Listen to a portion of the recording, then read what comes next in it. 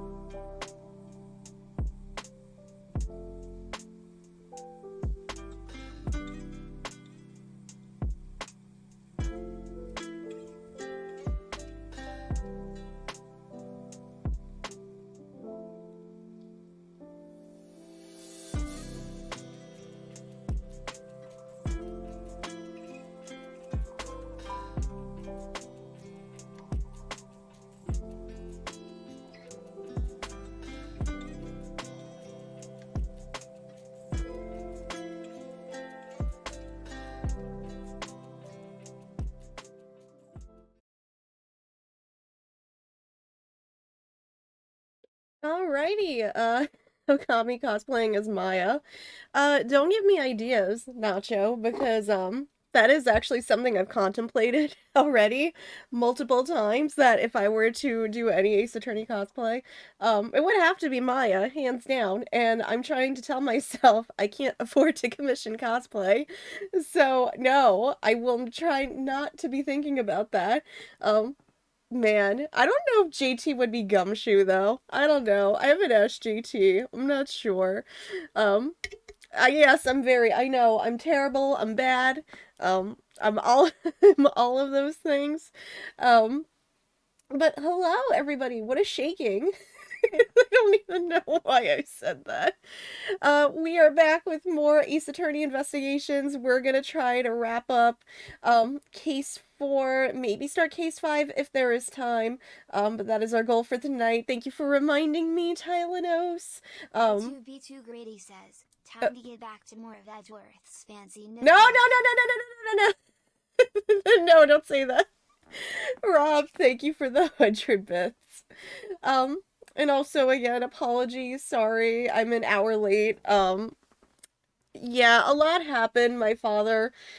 So for those of you who didn't know, please keep my grandmother in your thoughts. My father called me before stream, and unfortunately, she had her first neurologist appointment, and they are concerned because it could be anything from her needing certain vitamins to the A word, which I don't want to just in case I don't want to say it just in case it's triggering for anybody.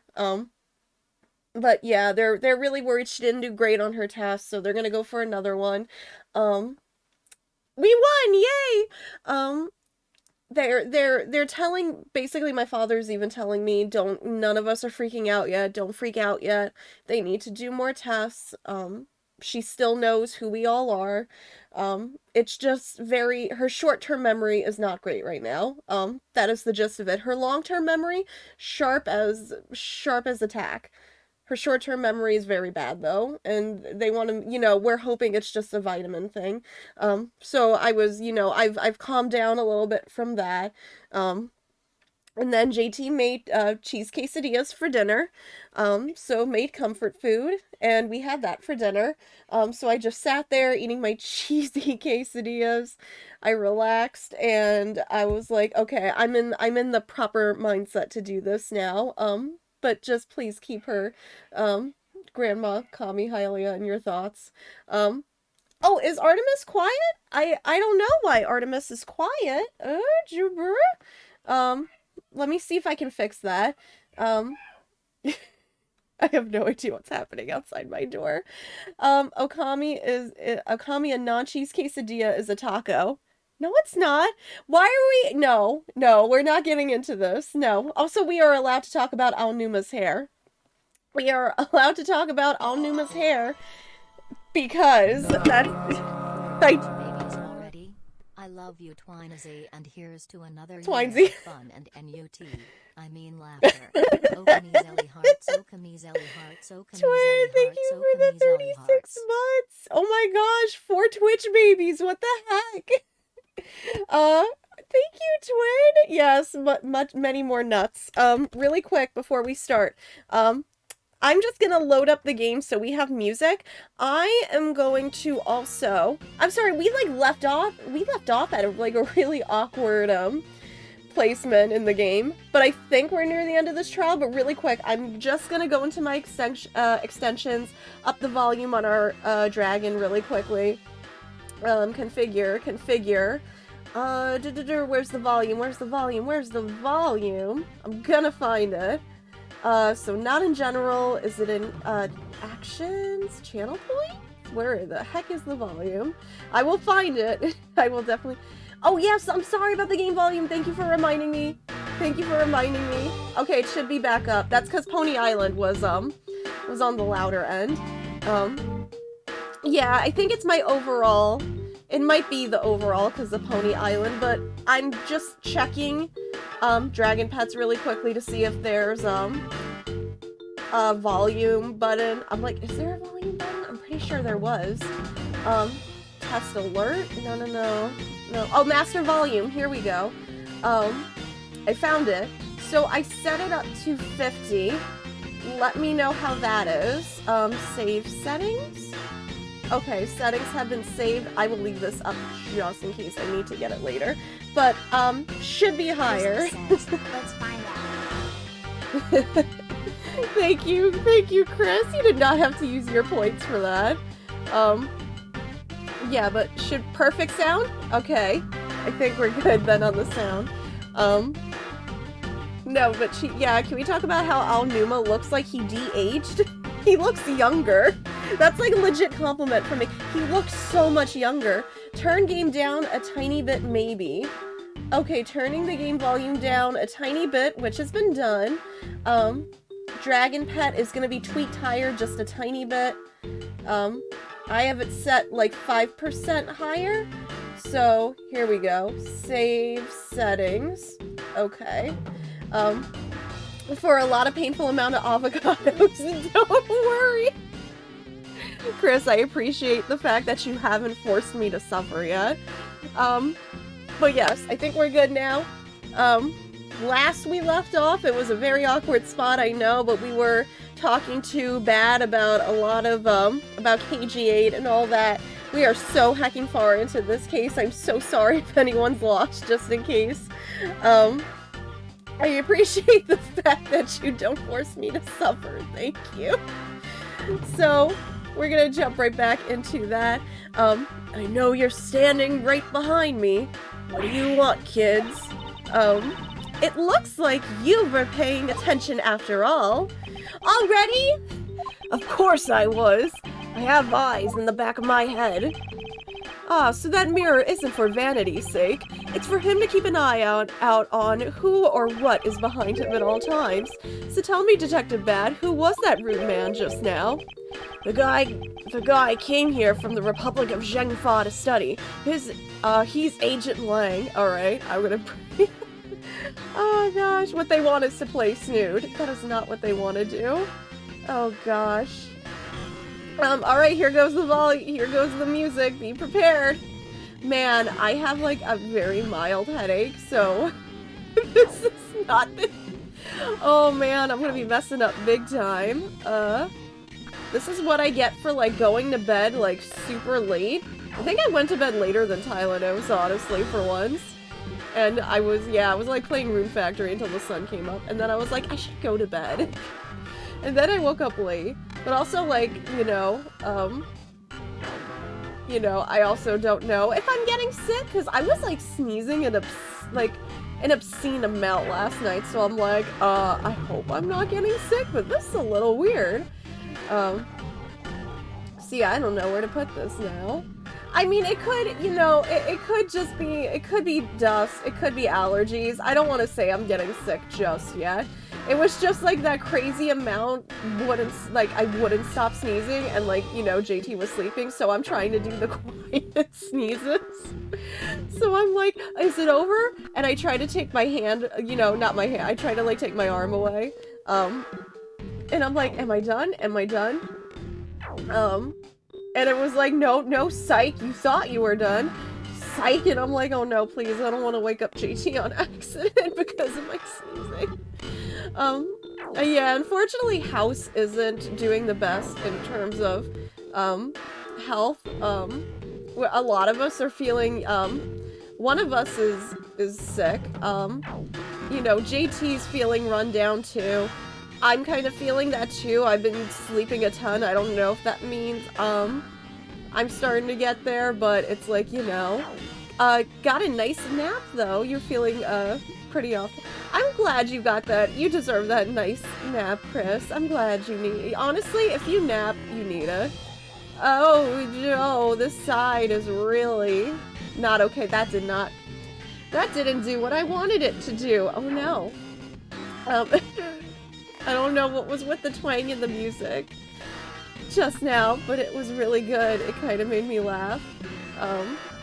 There we go, through the, oh, darn it, why is nothing I want working? I'm gonna, the side. Oh my gosh, okay, that worked. I was about to say. Wow, this is really bad. This is a really bad round. I hate to admit it. But I have to admit, this is pretty bad. What happens if I don't think I can make this do what I wanted it to do. It kinda did and kinda didn't, so that was so-so. I think that was a little too far. Oh my gosh, never play Snood when you have a mild headache. Your aim is gonna be very off. Your mind's eye trajectory is gonna tell you something completely different. Like this, hold the phone. Okay. Okay. Yeah, this sucks. This sucks. I don't know where to put that. Did I say last night there wasn't a green snood? I completely forgot there was a green snood. Oh my gosh, I made so many mistakes. I went back and I was like just watching the VOD, like skimming through the VOD, and I was like, oh my gosh, I made so many mistakes last night. Nope. Oh man. This is not the stream for snood, man. This is pretty bad, even for me. But I hope the rest of you, you know, I hope you all had a good Tuesday. If you would like to, you know, let me know how your day was. Yeah, that's okay. I mean, I'm still gonna get crushed, but it's okay. I kind of, you know, I kind of already accepted my fate, I think, at this point. I put Gray up here. Snood's Day. I refuse to call this day Snood's Day. Fight me. That is not an official day of the week. They do not teach that in school. Is that gonna work? Okay. I mean, yeah, it worked. I don't think I can get that in there. Okay, no, I did. Never mind, but I need a purple. I need a purple to help break this up. And it's not Snood Island. No! We are done with the islands! I refuse to visit another island for at least a few weeks. Because I'm not gonna trust it. There we go, we broke it up a little bit. Still not a good round because I messed up so much, but we broke it up a little bit. I refuse to visit my island in Animal Crossing. Granted, I haven't picked up Animal Crossing in a hot minute. And I'm not going to, probably, because, again, Room Factory 5 has completely taken over my life at this point in terms of comfort games. Oh, darn. Okay. Now it's starting to get harder, and I don't know where to put things. Yay! Okay. You know what, Gray? I'm just gonna... I'm gonna stick you up there. I don't really know where else to put you right now. Just having dinner now, starting to get better at cooking instead of heating up stuff out of the box. I admit, Rob, I'm still, you know, I'm getting better too, but I've been, you know, we've been doing that too still, you know. Which, I mean, we've gotten some pretty good stuff. I've had this, JT's mother got us like a veggie pot pie you just throw in the oven, and it's like fantastic because it's like drenched in cheese. So it's just literally veggies and cheese, and it's great. But I know, honestly, JT was an angel tonight for like cooking because I knew I wasn't. The problem is we just are never, at least for me, I'm always doing, like, when I do stuff around the house, I just don't feel like throwing cooking on top of that. So I've been, you know, I'm really bad with the cooking even though I'm getting better.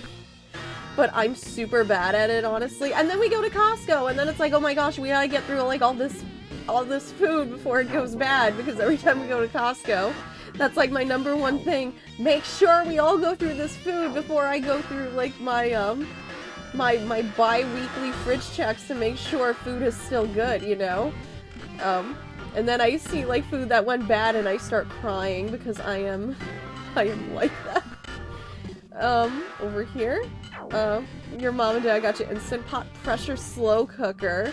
See, we need I want to get us a slow cooker. I can, like, grab one on Hot Topic, honestly. They have slow cookers, apparently, that work. And I'm home enough to throw something in the slow cooker to let it go for hours and I'll be home, but, yeah, you found the magic of slow cookers and curry. Ooh, you can make curry in a slow cooker? Man, I shouldn't be surprised. It makes sense, but it hadn't crossed my mind to make curry in the slow cooker. But I've never made curry, like, from scratch either. Anytime I've had curry, it's from a restaurant. Snood cookers. Stop. I just like the ones at Hot Topic because they're all licensed. I'm, like, so easy to please. Where's my Zelda slow cooker? I kind of really want my Nintendo licensed Zelda slow cooker. And I just want it to be Link, like, in the front cooking. Like, I will buy that. Like, Nintendo, hook me up. We might actually finish this one, even though I messed up a bit. There's a chance, but I could also very well just mess up. That didn't. I got a little too ahead of myself there. I'm gonna stick that over there. Over here. Yeah, but I haven't had the chance to use a slow cooker since, you know, I moved out here. So, I'm like, the thing is, too, I've been spoiled by the air fryer. Air fryers are amazing, and they're so fast, and I think I've just been spoiled making, like, you know, literally throwing anything and everything in the air fryer. And then JT was asking me, is it blasphemy to cook, manicotta in the, I hope I said that right or my family will disown me, in the air fryer? And I was like, no, at least not to me, because I actually saw somebody do it, because since JT asked me, and I'm like, oh man, that looks really good, and it's just like super fried, and they're dipping it like in a jar of sauce, and I'm like, okay. That's me at 3 a.m. when I think y'all are asleep and can't come into the kitchen and judge me. That is literally me. Holy heck. I suddenly got better at this. Okay, I can't reach you over there, and that's gonna stink. I hope this does what I wanted to do. Okay, it did. Oh no. Oh no, the walls are gonna come down. They're closing in. Stick that over there. There's sauces you can get at the grocery store that are meant to do that. Literally throw chicken and sauce into the slow cooker and leave it for 6 hours? Really? Man, I gotta, like, pay more attention when we go grocery shopping then. Next time we go to Costco, I'm gonna have to, look out for that and see if they have it. I get so overwhelmed when I go to Costco just because of how huge it is. I'm always like just making a beeline for the things I know I'm gonna pick up, and then I'm like, okay, here we go, we can go home. I don't know, I get super overwhelmed in Costco in particular. I don't like grocery shopping, period, but for some reason I get super overwhelmed in Costco. I don't know how to explain it. The walls are gonna get me. We're not giving me the ones I need.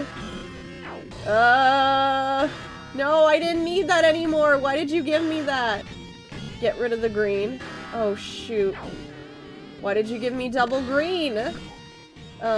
Yellow. Yeah, nope. I think we lost. I think the wall came down a little too fast.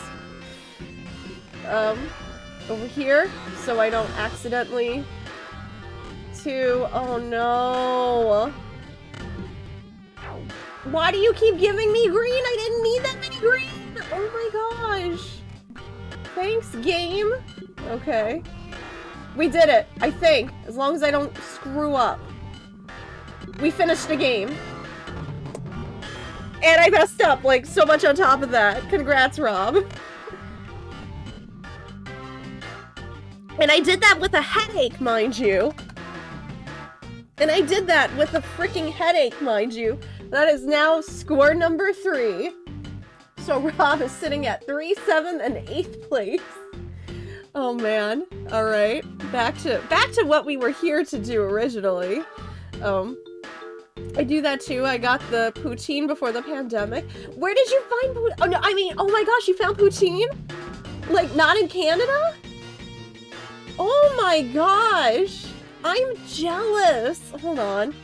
If you want to see what an Instant Pot can do, check out Banquet of the Wild. Okay, hold on. I'm gonna get in there really quickly. Oh, that actually looks really good, Rob. That looks so good. Oh man, if I could just make that Thai peanut sauce I love a ton. Oh! You said poutine. Chris, I'm sorry. I can't read right now. My head hurts. Oh my gosh, but... Oh man, I was like, wait, where can I find poutine here? And I'm like, I'm gonna go right now. I can't go to bed. It's only... I overslept today and it's only 9:30 at night, Tylenos. Oh gosh. He's trying everything he can to revive the lost honor of his family. He's traveling the world to study different philosophies of detainment from scratch. By visiting various police departments around the world, he has a lot of dedication. He's still just a rookie cop, but I sense a strong grudge of some sort from him. The guy's more useful than Gumshoe, even if he is rude. Well, he sure has a lot of guts to come to this country and give prosecutors a hard time. I agree, however, I can think of one young lady that statement also applies to. Anyway, what was that agent looking for, Detective Bad? Earlier that girl was looking around in lobby number 1 as well. Like I said before, it's got nothing to do with the two of you. I highly doubt that it has nothing to do with me. Fine, if this is the game I must play, then I will take this opportunity to draw out what he's been hiding and what happened in this room straight from him. Okay, so can I talk to him right now, or is that not a possibility? Earlier you were in lobby number 1, and now you're here in lobby number 2. You are quite the busy man, Detective Bad. Multiple returns to a crime scene brings about success. That's what we detectives say. I see. In that case, you wouldn't mind if I asked about what happened again, correct? I don't have anything left to say to you, boy. Ugh, boy, you'll see. I will draw my answer from you one way or another. Would it kill you to help us even a tiny bit in our investigation? I gave Faraday's notebook to the judge earlier. That's help enough, don't you think? Ugh. Please, we are asking you for just a bit more of your cooperation. Don't push me, kid. Time of the murder? It's really good. It's pretty simple with an Instant Pot, 25 minutes of acting cooking, then let it cook at pressure for 40 minutes, which comes up an hour with the time it takes to come up. See, but yeah, that's like so easy. Again, you just kind of have to wait for it. It's literally a matter of waiting, which I kind of miss about Instant Pots. I also don't have a ton of Instant Pot recipes on me at the same time, but I could like easily look them up. But also me just getting nervous trying recipes that don't come to me like from like HelloFresh or something. I'm like, I don't know. I get nervous then. Even though I shouldn't. I'd like to ask once again about what happened around here at the time of the crime. I refuse to answer. Any more investigating you do would be a waste of time. Besides, how am I supposed to answer questions about things I don't know about? Things you don't know about, but aren't you supposed to know everything? He should. Wait, is it possible? Maybe he doesn't know about the trick behind the piece of evidence. I should try showing it to him. It may prove to be the key to getting some answers from Detective Bad. What am I having again?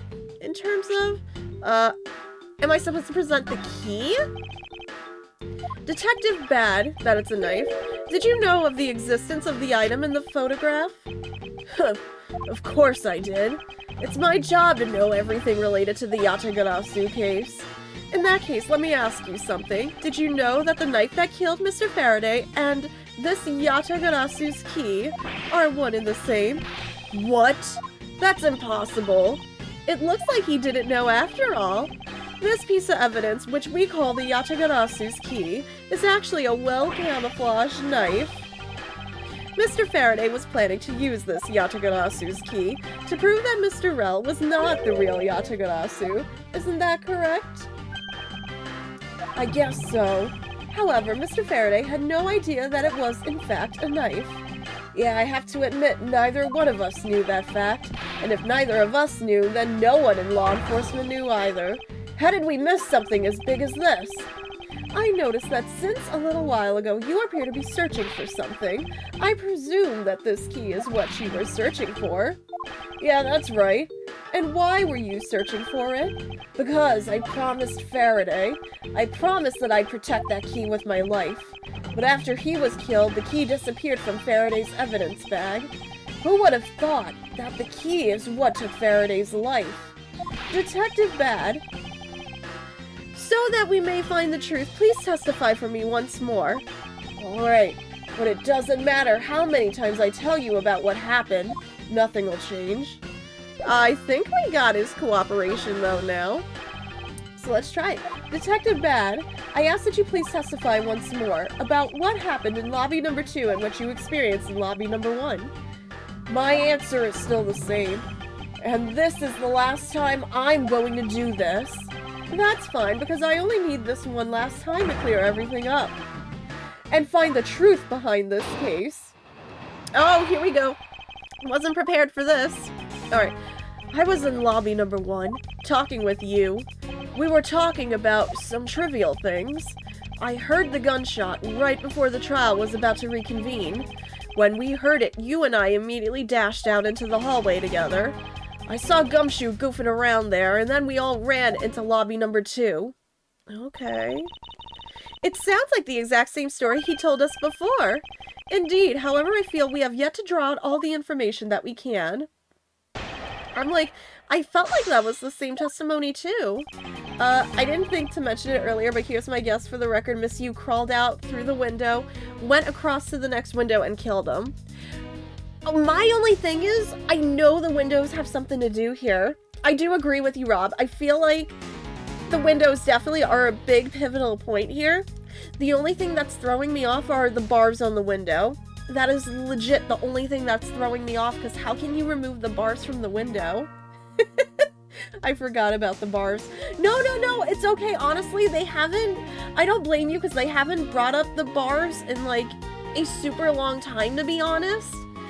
But maybe she has the power to shrink. I don't think that's how that works, personally. I don't think that's how that works. What is this, Honey, I Shrunk the Kids? Okay. So you were in lobby number... I do think you did it. I do agree with you, Rob. I think you did it. My question is how she did it. Honey, I Shrunk You. That could be a double meaning. Hi, honey, I shrunk you. Or, honey, I shrunk I miss you, the person. Oh my gosh. What do you think I did it? Rude. I don't think you did it, Rob. As much of a troll as you are, I don't think you did it. So you were in lobby number 1 talking with you. We were talking about some trivial things. Okay. I heard the gunshot right before the trial was about to reconvene. Did you hear 1 gunshot or 2? Just at it, or you thought? Because remember the whole balloon popping. I need to catch up. Until you heard the gunshot, did you notice anything else that was out of the ordinary? I didn't hear any other strange sounds until that gunshot, but what about the balloon? If the gunshot Detective Bad heard was really the one from the murder, that would give that other piece of evidence an entirely different meaning. I ask that you please amend your testimony with that statement just now. Sure. I didn't hear any other strange sounds until the gunshot. So I'm assuming I'm presenting the balloon here? Where's the piece of the balloon? Oh, there it is. There we go. I was punning. I think you did it something. Yeah, no, that's what I was joking about too. It's got a double meaning. Detective Bad, does this balloon fragment remind you of anything? It's the same color as the one Kay was holding. Oh, so you knew about that girl's balloon? Yeah, I was sitting with her up in the gallery. During the recess, just before we split up, I filled that balloon up for her. Well, as you may have already surmised, this piece did indeed come from Kay's balloon. So, what about the balloon? I wonder if you might remember hearing this balloon pop at some point. What are you getting at? This fragment was found in the hallway right in front of lobby number 2. Furthermore, it was the sound of this balloon popping that the judge mistook as a gunshot. Oh, so the sound that the judge heard was not actually a gunshot, huh? On top of that, His Honor said that he heard the balloon pop about 20 minutes before the trial was to reconvene. Yes, which means that His Honor heard the balloon pop in the hallway when you were in lobby number 1, Detective Bad. And if you were in lobby number 1 at that time, you were close enough that you should have heard the balloon popping as well. So? Don't give me a so! We just proved that there is a flaw in your testimony. The crackling of the truth is louder than the sound of your sweet naivete crackling. And since you kids didn't seem to know, let me fill you in on something. Did you ever stop to think why the doors and walls of this place seem so rugged? That's because they were designed to keep secrets from being leaked. What is that supposed to mean? The doors and walls are super thick. The window panes are double layered. To top it all off, even the curtains are made of a special sound-absorbing material. You can get those exist? Then you mean... Since I was shut up in lobby number 1, there was no way I could have heard that sound. No! I knew somebody was going to make a thick joke. I knew that's what he was going to say. Then that means that Scruffface's testimony is completely useless. If the rooms are soundproof, then of course he wouldn't hear any sign of a struggle. Ugh. That's also why it's only natural that I didn't hear the balloon popping. Now, do you get it, kids? Miles, I thought we were the ones to be the ones finding flaws in his logic, not the other way around. The other way around? It's not possible to hear the sound of a balloon popping if one were in lobby number 1. However, if we examine this situation in reverse, a person standing in the hallway should not be able to hear the real gunshot either, and yet Detective Gumshoe claims to have heard it while he was standing in the hallway. Detective Bad, if that is the case, how exactly did you hear the gunshot? What do you mean, how? I just did. It would appear that you have yet to realize the contradiction in your own words. Oh, how so? If the rooms are as soundproof as you say they are, then how did the sound of the gunshot enter your ears? I see what you mean. I guess I'm more out of it from Faraday's murder than I had thought. Which means what exactly, Miles? In the end, what does it all boil down to? It boils down to this. There must be a reason as to how Detective Bad and Gumshoe heard a gunshot they theoretically couldn't have. It looks like we need to examine the state of the crime scene again, huh? The state of the crime scene? Wait, can it be? It's that ultra-strong perfume you wear. She spilled some of it. Wait, did I already have that or did we just get that? And way too noisy. I think we already had all this. The surveillance video. How can a piece of evidence just disappear? Where did it go? Just got it? Okay, thanks, Tylenos. Oh, okay. So we got a few things here we need to connect. Lobby number 2 window. Dissipating the smell, missing evidence, the very loud TV. Open to allow the... Is it the window and 2 and the smell? of the perfume? Question mark? It's simply not possible for the killer to have escaped through barred windows, and yet the fragrance of the perfume managed to escape from defendant lobby number 1. Of course, incorporeal things can move freely through these open barred windows. So now we have very loud television, missing evidence, where did the surveillance tape disappear to, and the open window. I want to say the loud television and... Does the missing evidence have something to do with the television? No? Okay, no, the pieces did not fit there. So then if it's not that, so if it's not the open windows and... What about the missing evidence in the open window? Like, if the bars are just big enough to let you... No? Not that? Oh, okay. So this is the last option. Very loud TV in the open window. That is literally the last two that we can connect. That was it. Now then, what else besides a smoke can go both in and out of an open barred window? The answer is sound. So no matter how careful the killer was, if the windows were open, the jig would be up. And since the windows in both defendant lobby number 1 and the hallway were open, that explains how the sound of a gunshot could be heard in both locations. Alright. We got that. So, this is it. Those are the last two things I can connect. Got it. The missing piece of evidence is a video that shows the moment in which Mr. Rell killed the embassy staff member. The sound of the gunshot left quite an impression on me when it was played during the trial. The video should have been returned to Mr. Faraday's evidence bag for the recess and brought back here. If it disappeared after that time, then it's possible that the tape is still here in this room. Eureka! The evidence that... I got to say it. The evidence that the missing evidence created for me is the gunshot sound that no one should have been able to hear in the first place. I'm just happy I can do it now. Miles, what have you been thinking about? Stop wasting time thinking and let's start looking again. It's not a waste of time to think, for I have figured out where we should look. And where would that be? I believe we should examine the television. The TV? Well, you kids have fun. Go ahead and examine whatever you like. Oh, okay, here I go. I won't rest until I've inspected every suspicious-looking nook and cranny. Okay, the TV. The monitor first. Earlier, when Detective Gumshoe touched this, it made a most terrible racket. You mean when Scruffy turned the television on, right?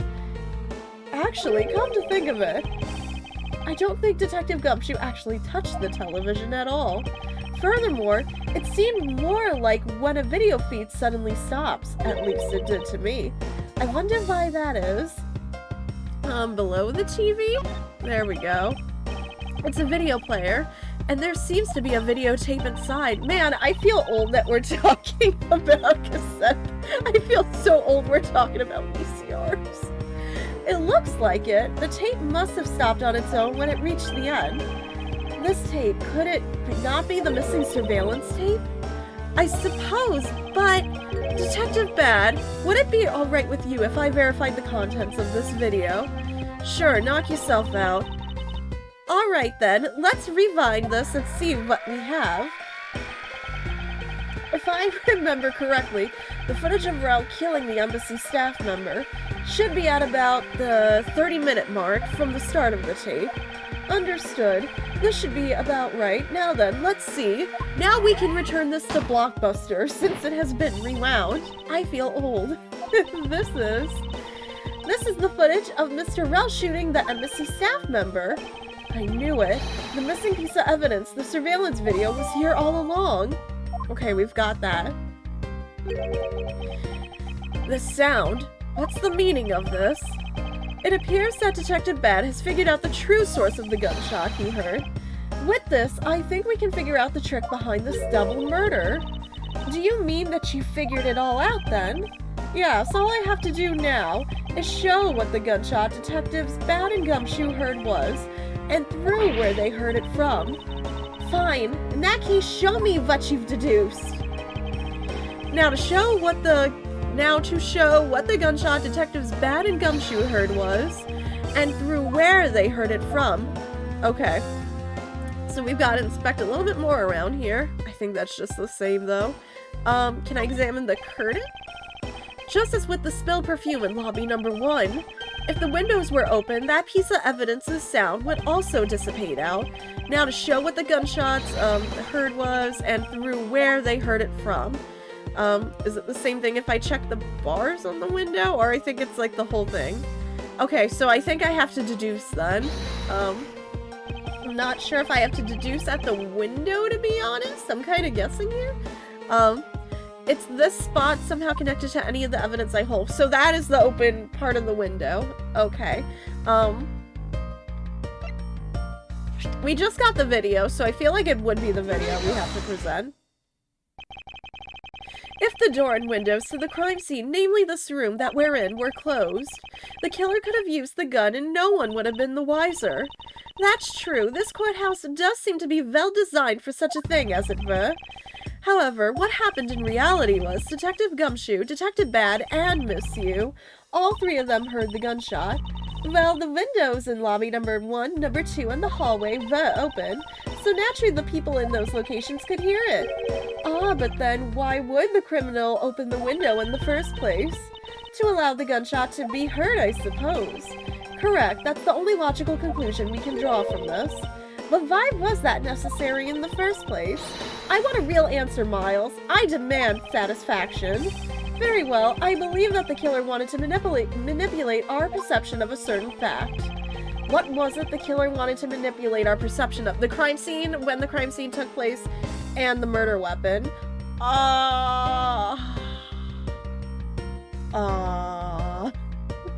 Hold on.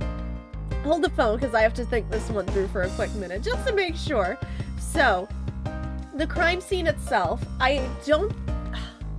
all the windows are barred, so I feel like the location's not going to really matter, since all the windows are barred. I demand satisfaction, dueling whips at dawn tomorrow. With the Hamilton musical accompaniment.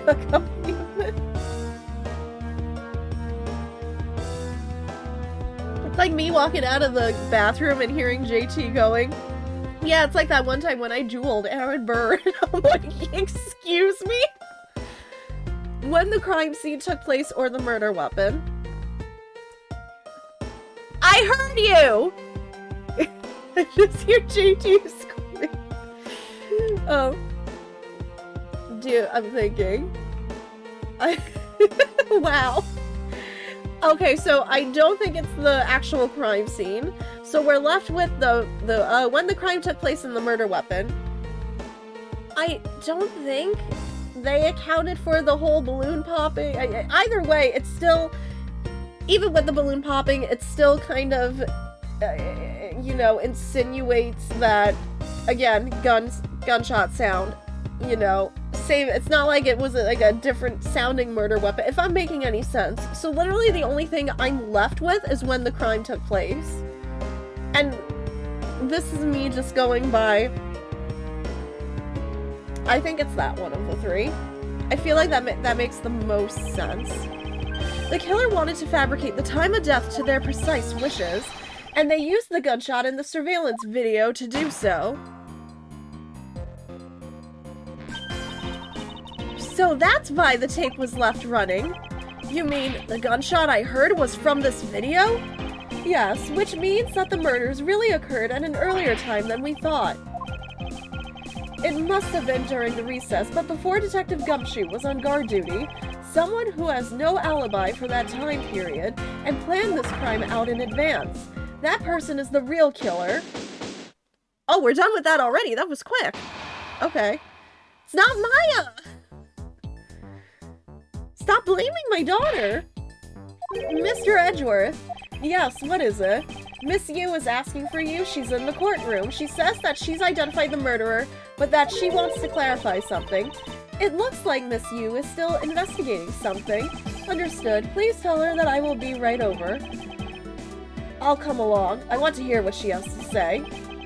It would appear that the time has come. to uncover the truth. Are we actually near the end now? To be continued. I'm wondering if this is the last to be continued. We might actually get to start Case 5 tonight. This is a big save point. And what's our uptime? Our uptime is currently just under an hour. Yeah, chances are we'll start Case 5 tonight. I didn't think we would get to that till Friday. So I'm a little... Last case, so I'm like a little excited for that. And a little sad, but also really excited. The same darn feelings I get every time we get near the end of a new Ace Attorney game. Honestly. It's like I want to go after stream, I want to go cry into like into something. I don't know. Whatever drink I have on hand. There she is! Kay, what are you doing here? Oh, hello, mister. I'm still investigating, but the object you're looking for has already... Kay, don't mind him. Please continue with your investigation. Okay, you got it. Hi, Matt. How are you? Case 5 is fire. Case 5 is always... Oh my gosh, oh my god. The last case of any Ace Attorney game is usually always fire. Hi, Anti. How are you? It's been so long, but we're finally in the real courtroom. I know, right? We haven't been here in a hot minute, like this entire game. Detective Bad, haven't we already found what you were looking for? If it means I can keep her in the dark just a little longer, any task will do. Oh, you're more sympathetic than I thought.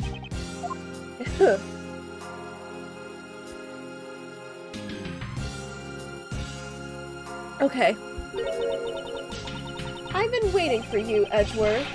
I've also been waiting for the moment in which we can finally lay this case to rest. We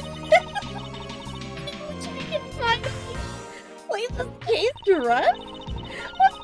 When we place Detective Gumshoe under arrest? Solve this case already. Don't you? We'll see. It all depends on whether or not your logic holds. Oh, I see. We even have a viewer in the gallery. And why, even Mr. Bad is here. A viewer in the gallery? I'm hardly just a bystander. I have a duty to see this case through to the end, no matter how it turns out. Oh, is that right? Anyway, I thought you might like to hear what I've slaved away to find out. I've taken statements on every single person's movements during the time when our suspect was in the hallway. I also confirmed that there is no possible route of escape from lobby number 2. Therefore, the killer must without a doubt be Detective Gumshoe. And that's all you have? Yeah, that's all there is to my conclusion and this case. Sorry, but I beg to differ. In a trial, there is always time for a rebuttal, and we are standing in a court of law. I'd be more than appropriate to follow the rules of court in this case, don't you think? Literally like a rookie to think such a thing. But alright, I'll play along and give you a proper testimony. If my logic is correct, then I've already won. All I have to do now is to prove it by showing who the real killer is. Well, here we go. Okay. Everyone, sans the suspect, has an alibi for when the gun went off. Furthermore, the areas around the crime scene have all been thoroughly investigated, right? I also confirmed that there is no possible escape route from lobby number 2, which leaves us with one unshakable conclusion, that Detective Gumshoe is the killer. No, I disagree. Now that you have your testimony, I expect a good rebuttal, Edgeworth. Oh, but of course. There is no need to confront her logic head-on right now. I should instead focus on drawing out any trump cards she has up her sleeve. Okay. I gotta pay really close attention to that, then. Everyone, sans the suspect, has an alibi for when the gun went off. Furthermore, the areas around the crime scene have all been thoroughly investigated. Right. They weren't, because we found stuff that you didn't. Whether they have been thoroughly investigated or not is for me to decide. The lines on your forehead are back! Anyway, if you believe it hasn't been exhaustive, the crime scene lobby number 2 has no way out other than the hallway Detective Gumshoe was standing in. And because he claimed to be there, that makes him the only possible suspect. But isn't it also possible that someone escaped through a window and into the garden? silly. The police aren't a bunch of lazy bums. They looked into every possibility, you know. Isn't that right, Mr. Bad? Yeah. There wasn't a scrap of evidence to suggest someone used one of the windows. There also weren't any footprints or anything in the courtyard garden. I suppose they really did check everything that could be relevant to the case. I expect a good butt, Edgeworth. Yo, there's already a good butt in this courtroom, and that's Edgeworth. Also, oh my gosh, Matt, you just sounded like that, like butt spot for a minute. I don't even have butt spot. Gumshoe is Sans Undertale. Excuse me. I also confirmed that there was no possible escape route from lobby number 2. Do I have anything to disprove that? Can I... I'm gonna press more on that. I don't have any... Normally I would present something here, but I don't have anything, I think. Are you absolutely positive that there are no possible routes of escape? Of course I'm sure. And why are you so certain? This is a courthouse, the place where criminals are brought to be judged. If there were an escape route, I'm sure every criminal would be using it to escape. It's just common sense. Miles Edgeworth, I suggest you use a bit more of it in the future. I have the badge, but the badge ain't gonna do jack. Which leaves us with one unshakable conclusion. No, he didn't do it. No. An anonymous user gifted a tier 1 sub to Edgeworth Beverage Hour. No! Stop! No! Whoever did that! No! Anonymous, thank you for the gift sub, but no! Bad! No! No! You may think it's unshakable to me, but there are still too many unanswered questions. For example, who was it that placed the gun in Mr. Faraday's hand? Wondering that. Detective Gumshoe probably had no idea which hand Mr. Faraday used to write with. Even if you know someone, it doesn't mean you'll know which hand they write with, right? I mean, I certainly don't care about that sort of thing. Huh. I'm not about to let her get a rise out of me with such a flippant statement. Besides which, my first order of business is to press more information out of her. There is no need to confront her logic head-on right now. I should instead focus on so I'm assuming by this statement he just means we gotta press everything. Everyone stands the suspect was an alibi. I don't think I pressed that yet, so. The suspect? But I thought that Detective Gumshoe's alibi has already been proven. Are you joking? I assure you this is no joke. Look, I know you heard from the judge earlier that the detective was in the hallway with Mr. Faraday's daughter eating a Swiss roll. Yes, that is correct.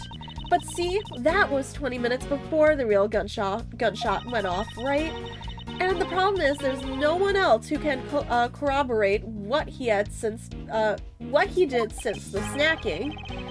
I see she's done her research well. I suppose we've really reached the end now. I already have my trump card ready. All that remains is to play it.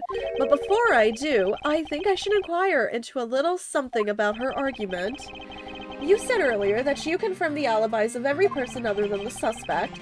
However, I don't recall either Franziska or myself speaking with you about the subject. But there were witnesses. For you, there is your mentor who gave you an alibi.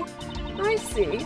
As for the little missy, she came to the courthouse during the recess and was stopped by a security guard at the door to the hallway. She gave him quite a whipping for that, or so I heard.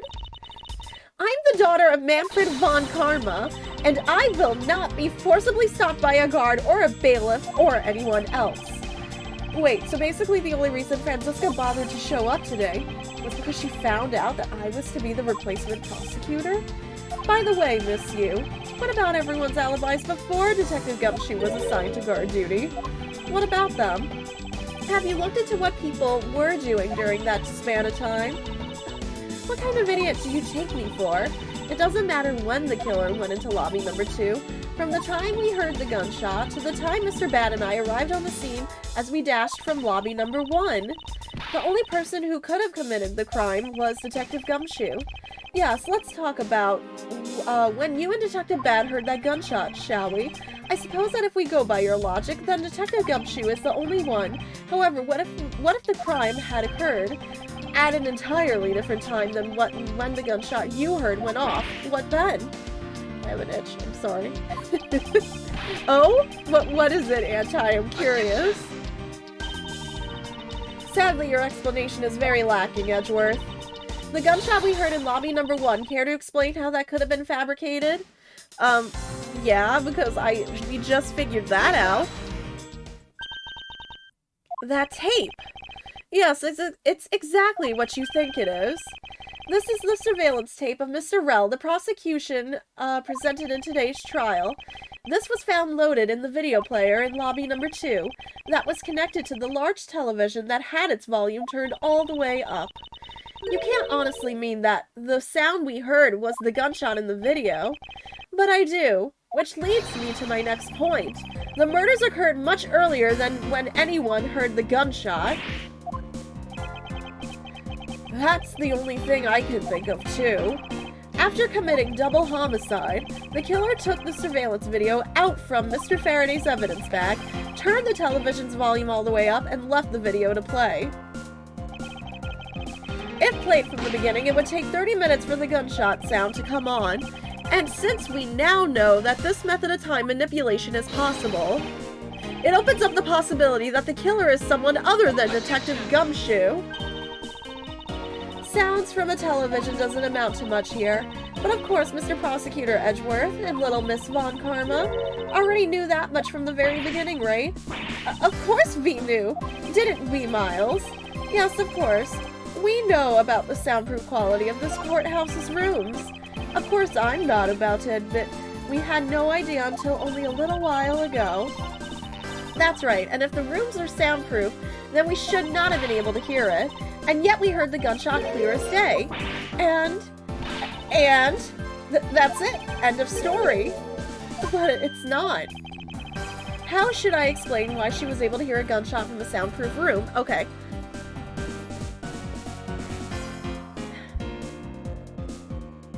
The door was open.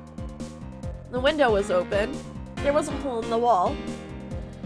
I don't think there was a hole in the wall that we ever saw? Question mark? So the door was open, the window was open. It's gotta be the window. I was gonna say, it would have been funny if there was a hole in the wall.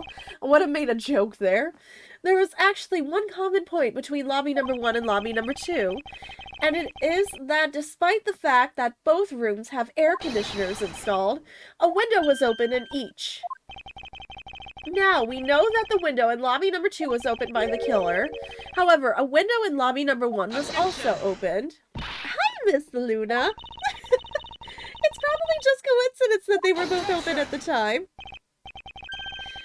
It was no mere coincidence, I assure you.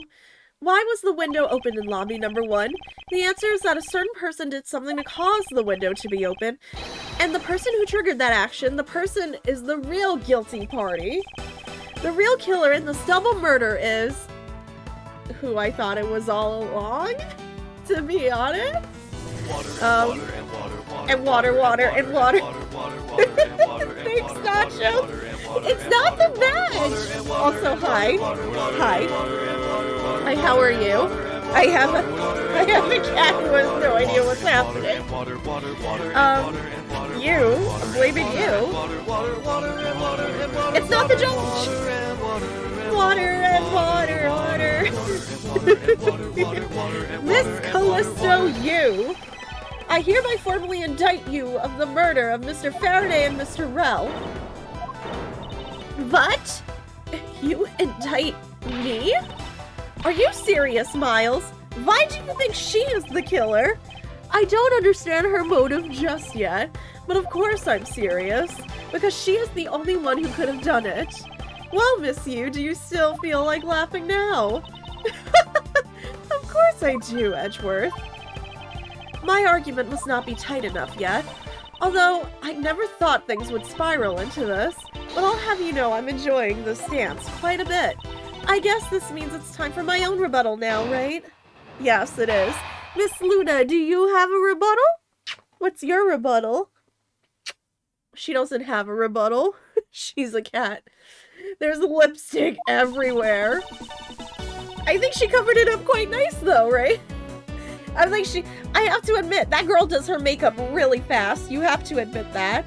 It's super quick. I have to admire that. Hi! Yes? I know. You argue that the window was open, however, do you have proof it was I who did it? Furthermore, do you have proof that the tape was used in committing the crime? Frankly, I'm shocked at you for going around accusing people of murder like this, especially with logic full of holes as yours. This is where it really starts. I mustn't let my guard down for even a second or the truth will be blown away. Now is the time to put the Paddington Von Karma perfect proof to the test. Oh gosh, cat hair. Cat hair everywhere. You argue that the window was open, however. Do you have proof it was I who did that? Furthermore, do you have proof that the tape was used in committing the crime? Frankly, I'm shocked at you for going around accusing people of murder like this, especially with logic as full of holes as yours. Okay. I wanted to go over everything she said already, but, hi. You argued that the window was open. Do you have proof it was I who opened it? Do I? Do I honestly? I have the broken perfume, but isn't that... It's right. I'm just curious what the perfume says.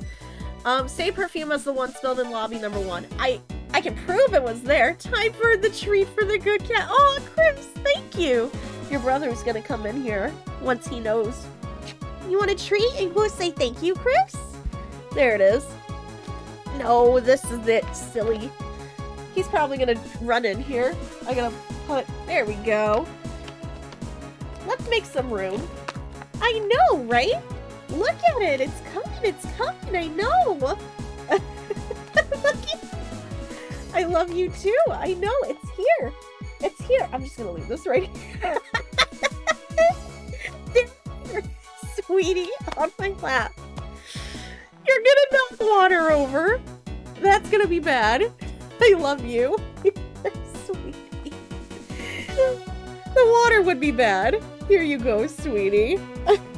Now Luna plays an Ace Attorney game, right? Say thank you. Say thank you. She's good. She's got it good. Yeah, you want to say thank you? You want to say thank you to Chris? Yeah. I know. She says thank you. She says I love you and thank you. We got cat cam. I know, right? You should thank you. Okay, back up, there we go. What do you think, Miss Luna? I mean, do we present the perfume here is my thing. Like, I can show the perfume was in lobby number 1, but I don't think that necessarily proves that she opened a window, per se. I don't know if she's ever done that. I think she's done it. She's just like one of those cats that doesn't stay still. She's, unless she's like laying on my lap, she's constantly on the move. Unless she's laying on one of us, and there's cat hair everywhere. Oh my gosh. Sweetie, I'm gonna start crying. I can't believe your brother didn't come in here. I mean, he's gotta get a treat now. I can't believe he did not race in here once I opened that bag. I'm not sure, honestly.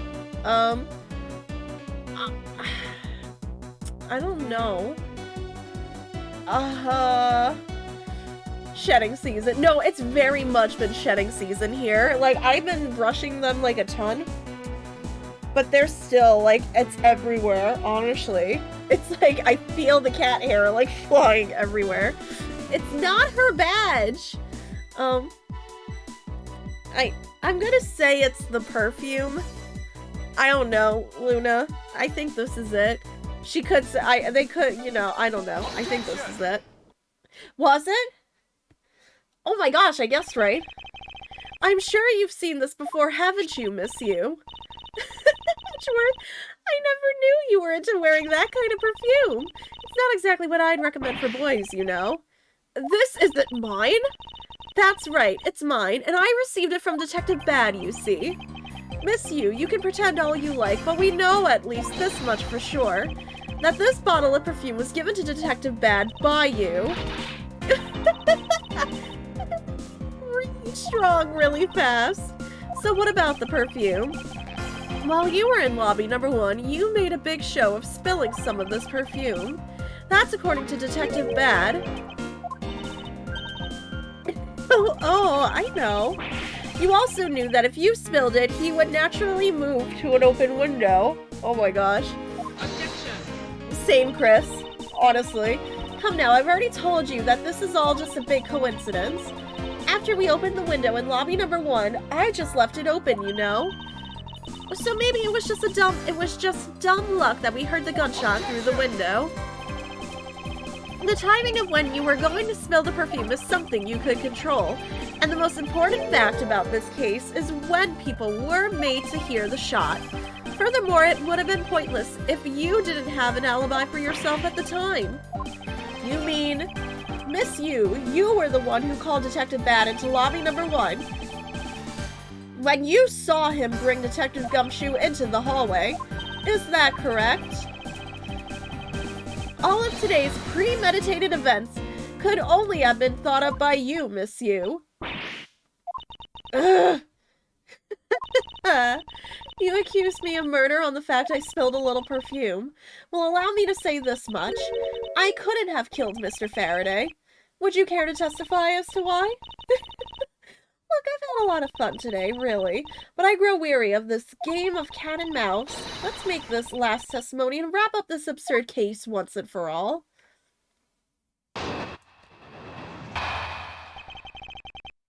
Miss Luna, did you want to go out?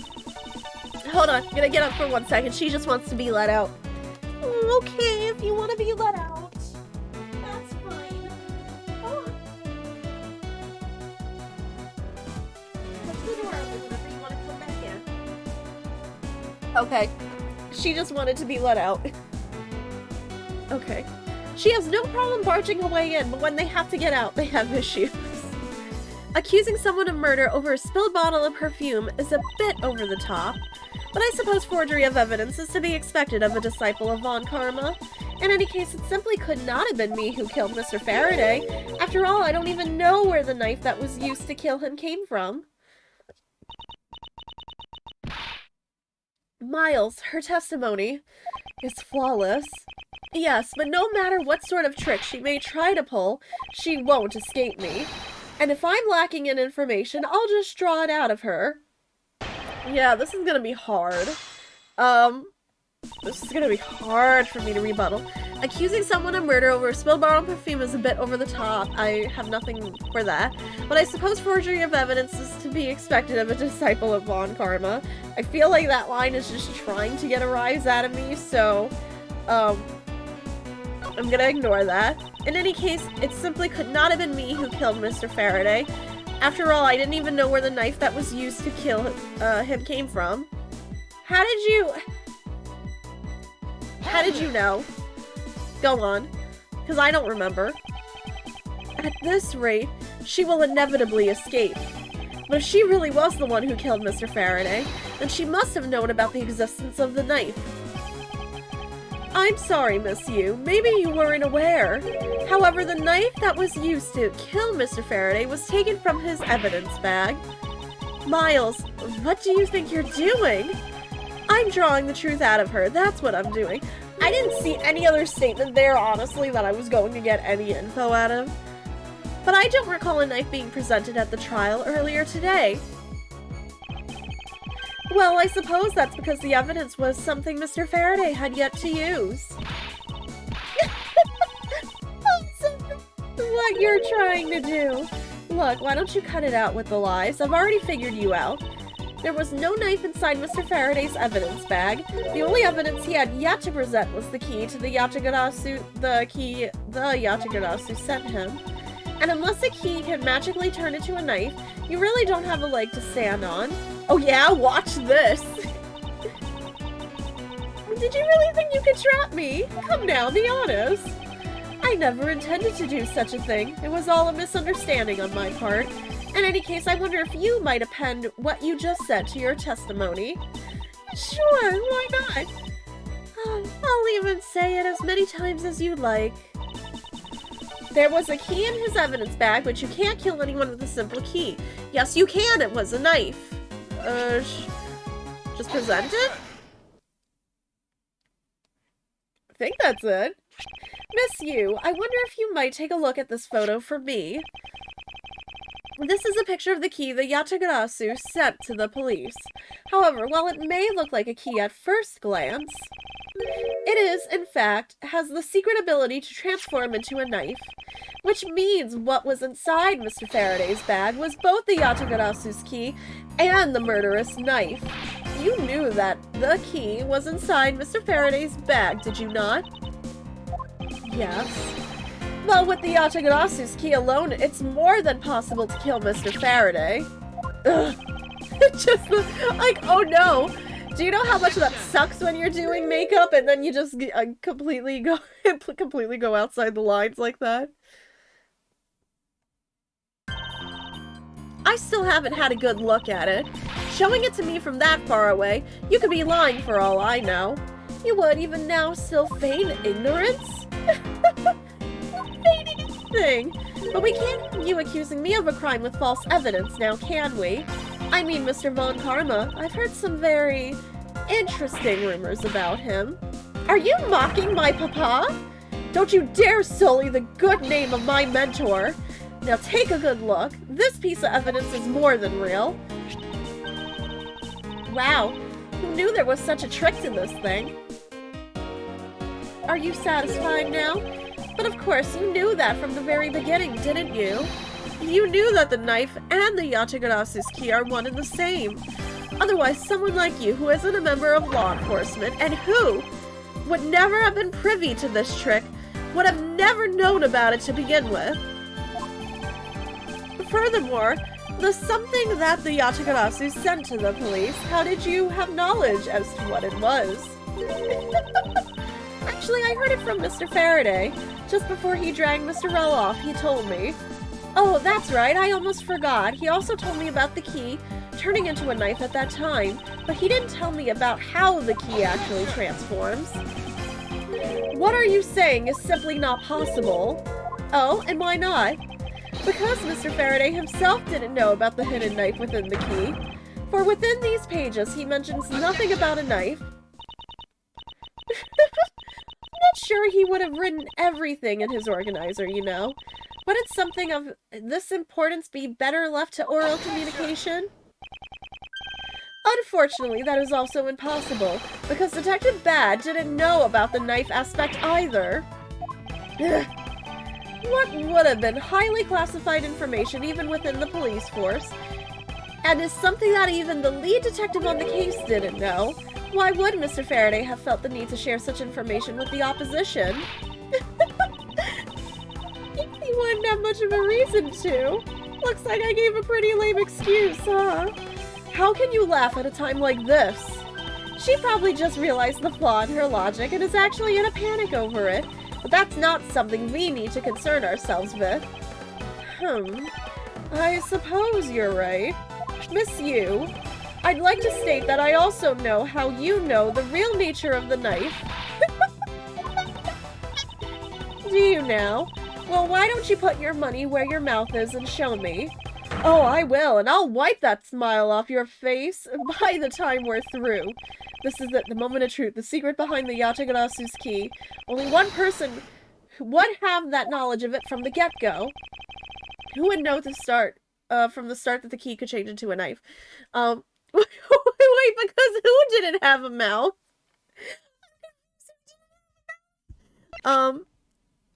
Yeah, the actual Yatagarasu, I mean, it's their key. That's like literally the best explanation right there. There was only one person who would have known about the dual nature of the key. And that is, the no oral communication. Right. And that is the person who sent the Yatagarasu's key to the police. That is to say, the Yatagarasu herself. Wait, are we saying that she's the Yatagarasu? Are you saying that this lawyer is the great thief Yatagarasu? Miss you used Mr. Rel to lure Mr. Faraday into a trap, didn't you? I did not see that coming. You who profess to bear a grudge against criminals, why? Why do something like this? I did not even think of that. I did not see that coming. I do not want any more last-minute plot twists.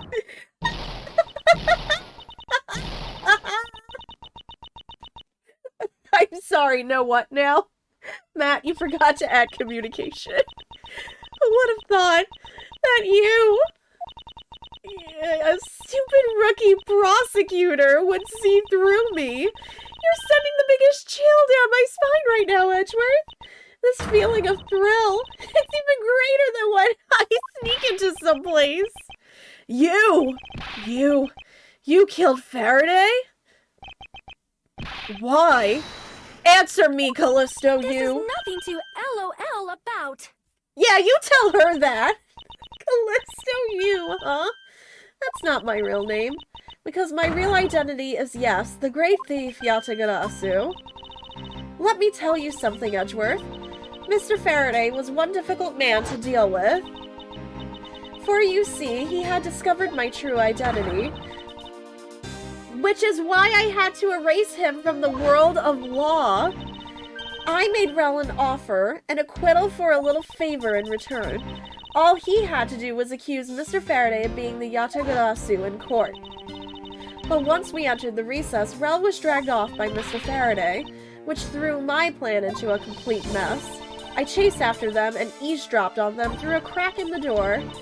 That Rel caves to only two things, money and authority, just as all thugs do. I feared my plan was going to be ruined if Mr. Faraday held onto Rel any longer. Plus, if I had let them continue on the way they were, I would have been found out. That's why I had no choice. I had to kill them both. But didn't you say that you despised criminals? But do I really? You. Have you forgotten about the KG8 incident too? Maybe. What sort of woman would? So then, was it your plan to kill Mr. Faraday with the very evidence that you sent? Well, I had a good idea of what Mr. Faraday was going to do. I anticipated that Mr. Faraday was going to prove that Rel wasn't the Yatagarasu. Dang, she started channeling Junko and Ashima for a minute! That's run and hide. Just run and hide if that happens. Oh my gosh. By using this Yatagarasu's key as evidence, and that he would bring it with him. Yes, queen! Which is why I thought to use the knife portion. With a weapon as well disguised as this, no one would be the wiser. Because who in their right mind would think something like this could be a weapon? I casually entered lobby number 2 on the pretext that I had to talk with Mr. Faraday. That was your nightmare? Day night. Hey, no, I said earlier, that's a trick. I said, that's a trick. We can talk about Aonuma's hair. We can talk about Aonuma's hair all night here. I'm not answering. That's a trick. And in order to get in with him, I pretended to be worried about something. He then let me hold the Yatagarasu's key, just like that.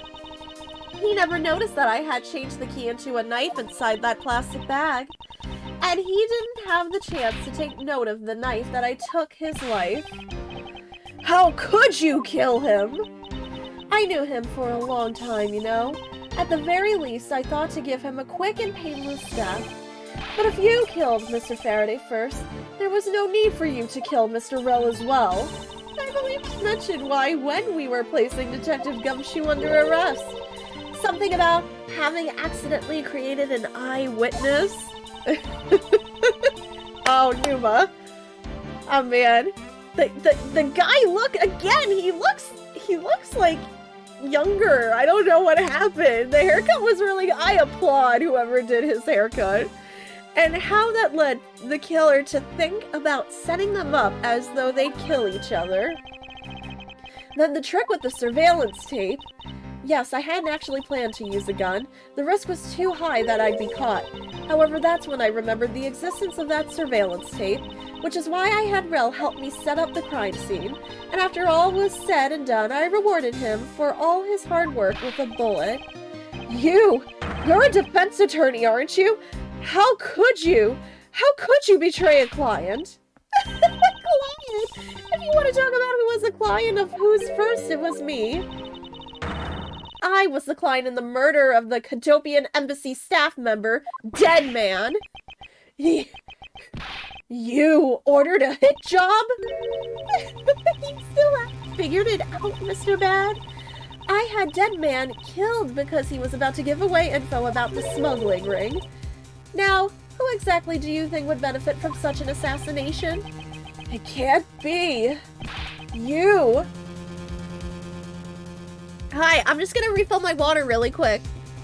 Sit tight, I'm not even BRBing. I'm just refilling my water. All new men Zelda's power. We're being kept in check by their hair. Hold that thought. I have something to say to that. Hold that thought.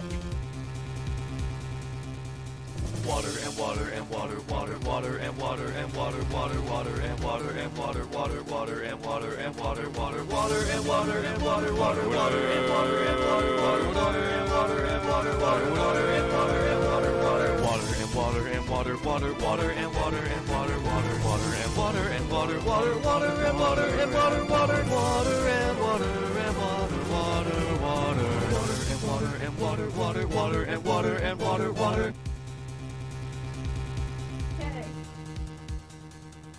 Something to say to that. So does that canonically explain why Zelda cut her hair? Her haircut was the power. Why? I'm sorry. Is all this too much? I can't even do it. I broke my rule.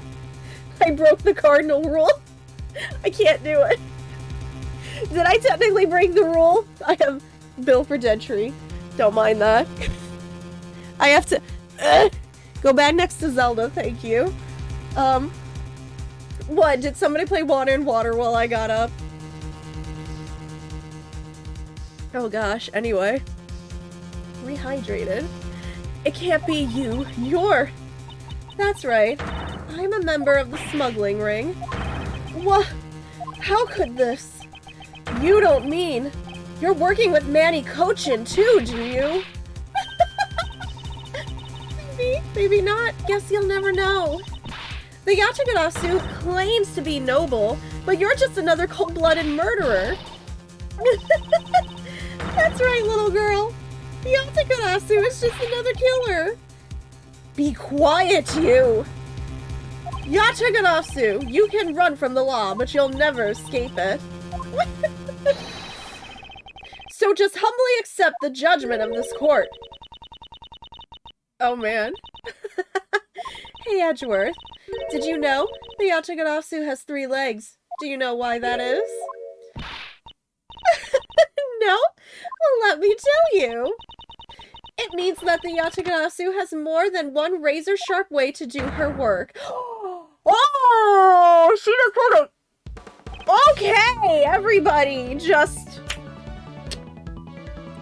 leave in an orderly fashion. That is a gun. Her neutral special. That's just her regular. That's her. Do you want to die? How come she wasn't in Smash? Okay, well that took a turn that I wasn't expecting. Did nobody know she had gun on her? No Photoshop. The pointing meme has come full circle. It really is. Donkey! Why did you bring this into my court? You really are too naive, Edgeworth. You even handed the Yatagarasu's key right to me without a second thought. Everything may not have gone according to plan, but I'll still gladly take it. You mean The key was your real target? Even after I gave you such great advice, didn't I tell you to always keep a good eye on a criminal? Or you may regret what comes of your negligence. You two, get down! Oh no, Francisco! My body, I can't move! Oh my god, no! Kay's in here! Hey, mister, to your right! Oh! Wait! You! Oh my god, did he actually just get hit? I mean, we know he's gonna be fine, but did he just get hit? Are you alright, Francisca? Oh no, okay. No, I think he ducked. I'm perfectly fine, Miles. A body has been discovered. That's what I was After a so afraid certain of. amount of time, which you I may at least use thought however something could you happen to like, Bad. the class trial will begin. Game, that was just... Game, that just... I know, logically, he would have been fine, but that still made my heart jump. Her voice is shaking, but it looks like she's unharmed. Where did Kay go? Oh my god. That's a gunshot. And I know Kay's fine, but I'm still worried a literal child is here. I don't know if Bad's fine. That's what I'm worried about. I'm so worried we're gonna find Bad's body. Oh, 7 p.m. District Court. Courtroom number 3. Okay, no, he's fine. Sorry, but it looks like she got away. I called the precinct. They should have a perimeter set up soon. Detective Bad, are you alright? I heard a gunshot. I'm okay. Just got another hole in my jacket. You are lucky! He may say he's fine, but he looks quite shaken. I'm happy you're okay, but holy heck! But more importantly, boy, I mean Mr. Edgeworth, Miss Von Karma, are you two hurt? Oh, he was worried. I'm absolutely fine. I'm also alright, thanks to Kay. Speaking of Kay, where is she? I don't know, she just sort of disappeared. Huh. I'll go look for her. Oh, and hey, Detective. Gumshoe? Yes, sir! Detective Bat, sir! I'm sorry I doubted you. Don't worry, sir. It's not your fault. Oh, Gumshoe! Well, I lied to you guys too, after all. I heard about what happened from Kay. Lying while giving testimony is still unforgivable. Bad is definitely... Oh my... Yeah, Bad has just definitely earned, the subtitle of also Good Bean. But in this case, you were protecting Kay and her feelings. Looks like you just might have what it takes to be a real detective. Now, don't you ever lose that detective spirit, okay? You got it, Pops! Pops? Watched one too many detective dramas recently, have we? Way too single-handedly destroy the cheery atmosphere with one snarky comment. I should get back to the investigation. I swear I'll catch you if it's the last thing I do. Be careful, Detective Bat, and take care. Thanks. Well, I'm off. Maybe we'll run into each other again someday. Judge, where were you this whole time this was going down? So, thanks a bunch, pal. You're the best. You really did find out the truth behind everything. Yes, well, I'm glad we solved everything before you were taken to prison. Judge? Are you okay? I can't believe how much trouble I caused you with my testimony, Detective Gumshoe. It was no problem, really. I mean, I lied too, so I didn't help anything. It's really not your fault, Your Honor. Well, even if we didn't have His Honor's testimony, I think that lawyer would have found another way to get you convicted on her behalf. I can't believe I was about to get fired during my first week as a detective. Well, so long as you're not fired, you should work hard, give all that you have, and perform your duties well. And one more thing, Kay left a present for you with me. She did? Oh, what is it? What was it that Kay left for me? The proof of their friendship. The sweet roll? Do I have another sweet roll? Is that it? Oh gosh, the judge was watching his soaps. I'm assuming it's the Swiss roll, honestly. Present. Batty Daddy. Well, Batty Daddy. Thank you for helping us during that really climactic climax of this case. I'm gonna stop where I'm at right now, because that was bad. It's a courthouse special Swiss roll. Can I really have it? Yes, it's a present meant for you after all. Thanks a bunch. You have no idea how happy this makes me, pal. I'm gonna eat this right now. Sure, go ahead. The Swiss rolls Detective Gumshoe and Kay bought together. While the one Kay saved never reached her father, it would appear that her sentiments have touched the heart of this detective. He's so happy, it's as though he's having a welcome back celebration of his own. Well, I was asked by Kay to give it to him. Whoop! That was good, pal! I can't believe I got to eat 2 of these delicious things in one day. It's like I'm in Swiss roll paradise or something. I've gotta thank Kay myself. Hey, wait, where is she? He only noticed just now. Was his mind not present when we discussed her earlier? Detective Bad left to go search for her earlier. Maybe you should go join him. You betcha, pal. I'm gonna go help him. Oh, but first, you know what, pal? Actually, I guess I shouldn't be so rude to you anymore, huh? I'm gonna stick right by your side from now on, Mr. Edgeworth, sir. And that's how we found out his unwavering loyalty. I sensed nothing but a most troublesome relationship from that ominous statement. We should go home too, Miles. We have to hurry and report what happened to Papa. Agreed. Well, I'm afraid we must be going now, Detective. Roger, sir. And don't you worry, I'll investigate the next case we're on real well. I'll, be counting on you. The scent of trouble is definitely in the air. Thus, like a bad dream, my first outing at court came to a disturbing end. A few months later, I was finally able to properly stand in court as a prosecutor. But the detective in charge of the investigation was, as I dreaded, Detective Gumshoe. After that, he became my direct subordinate. I have tried, but words fail to describe the immeasurable suffering he has caused me. But I suppose that's just how things are. I think, as for the little girl who suddenly disappeared, she's now... Yeah? Yeah, we're back to the present. So, do you remember now? Yes, I remember everything. Kay, it's been a while. Kay, you sure grew up a lot. Of course, but thank goodness. I thought you two had totally forgotten about me. You know, I was really worried about you after all that. Where have you been all this time? Gummy, I didn't know you cared. After my father died, I went to go live with my mother's relatives. They lived really far away, so I wasn't really able to come back here all that much. Oh, is that what happened? Well, I'm just glad you're alright. So, does it all make sense now? Yeah, betcha it does. Oh, you know what? I was going through my father's bookshelves recently, and... Yeah? She grew up into a weep! So did I. She's now... I think a lot of us here have. She is not the Blue Badger. She just really likes the Blue Badger. I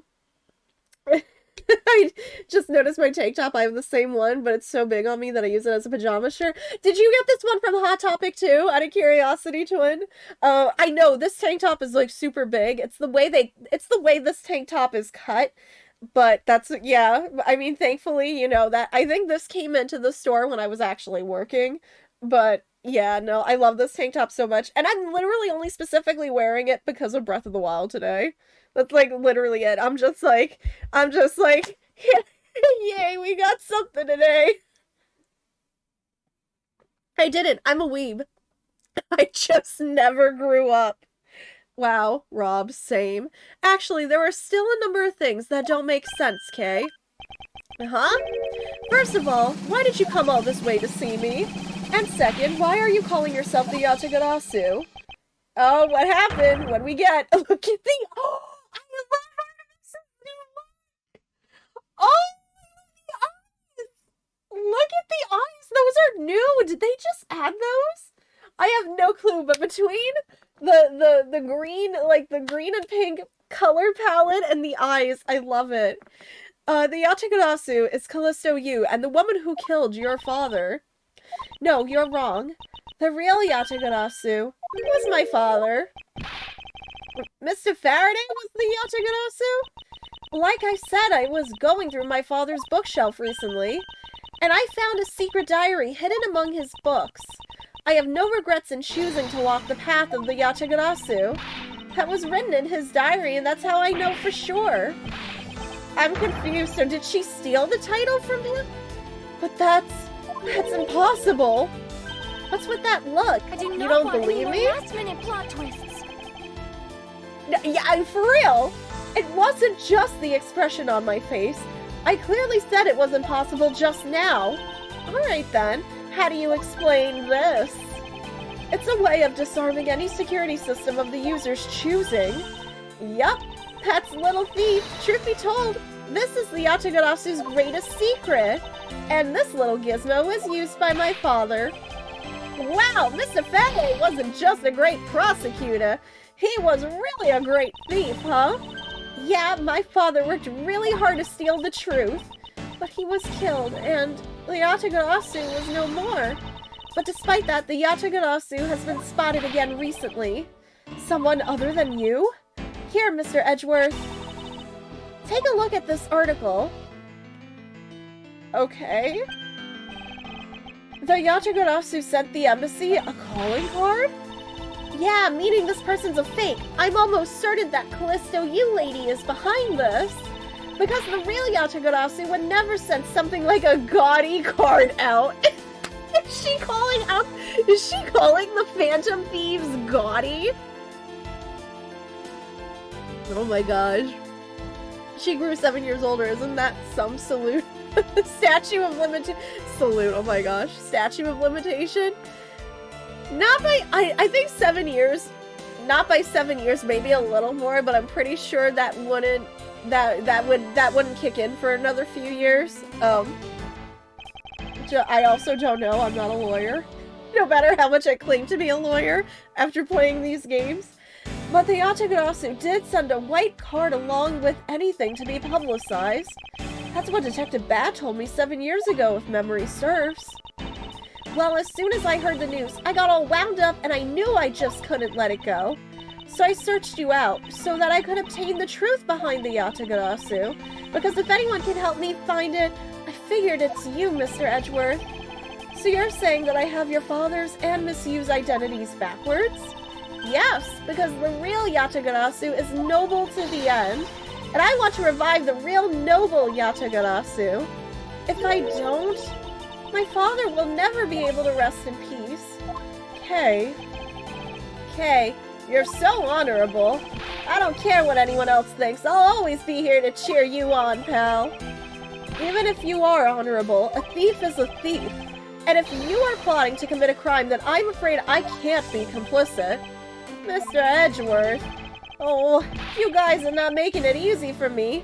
Who am I supposed to support now? Mr. Edgeworth, what I want from you is not to steal something. What I want is the arrest of that evil woman. That evil woman? You mean Callisto Yu? I think it's too hard for me to catch her all by myself. But I thought that since you were able to— and I also wouldn't want you doing it by yourself, considering she just pulled a gun out in the middle of a courtroom with people. I would not want you to do that on your own. When you said wound up just now for a no, wound up. But I thought that since you were able to expose her for who she is, then maybe— please, Mr. Edgeworth, won't you help me? Come to think of it, I do believe I owe you. Huh? Owe me for what? When Miss Yu made her escape, it was you who saved my life. Furthermore, you helped me with the investigation today. I am not so rude as to leave favors unrepaid. Then you mean— yes, that case has been weighing down on my soul ever since that fateful day.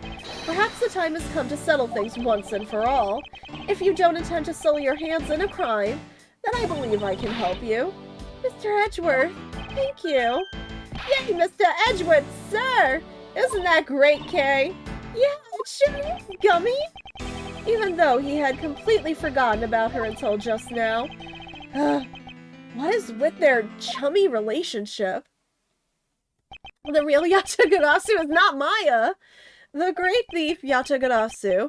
After all that time, the true identity of the thief sank back into the darkness. Burn Faraday, Callisto U, and K Faraday. The phantasmagorically changing identity of the great thief Yatagarasu, and the Yatagarasu's real goal, it would all come to light the day after I made that promise to Kay. So I think this is, yep, end of case 4. Well, thank you, Edgeworth's vocabulary, for making me stutter. Turnabout ablaze. Thank you, Edgeworth, my husband, for your crazy vernacular. Gumshoe is Yatagarasu. Gumshoe is not. We all know Gumshoe's a lot of things. He is not a great thief. Anyway, no, this is not where we're ending stream tonight. We are just under 2 hours uptime. So, we shall be starting case 5 for those of you who want to stick around for that. Feel free to do so. Because this is the final trial of the game. We're gonna start it tonight. So then after that, it's gonna, oh gosh, I'm gonna start crying again about final cases, and every game's gonna make me feel, according to what Matt said, this case is going to be cray-cray. He's the Yatagarasu. She's the Yatagarasu. Are there any other Yatagarasus I should know about? Meow. And one of the White Raven. Okay. A country torn in 2. One to the west, and one to the east. When those which were split are made whole again, what is happening? The truth will reveal itself. Are we setting a building on fire? Burn this place to the ground! I'm just thinking of that one line from Turning Red. The Yatagarasu's here!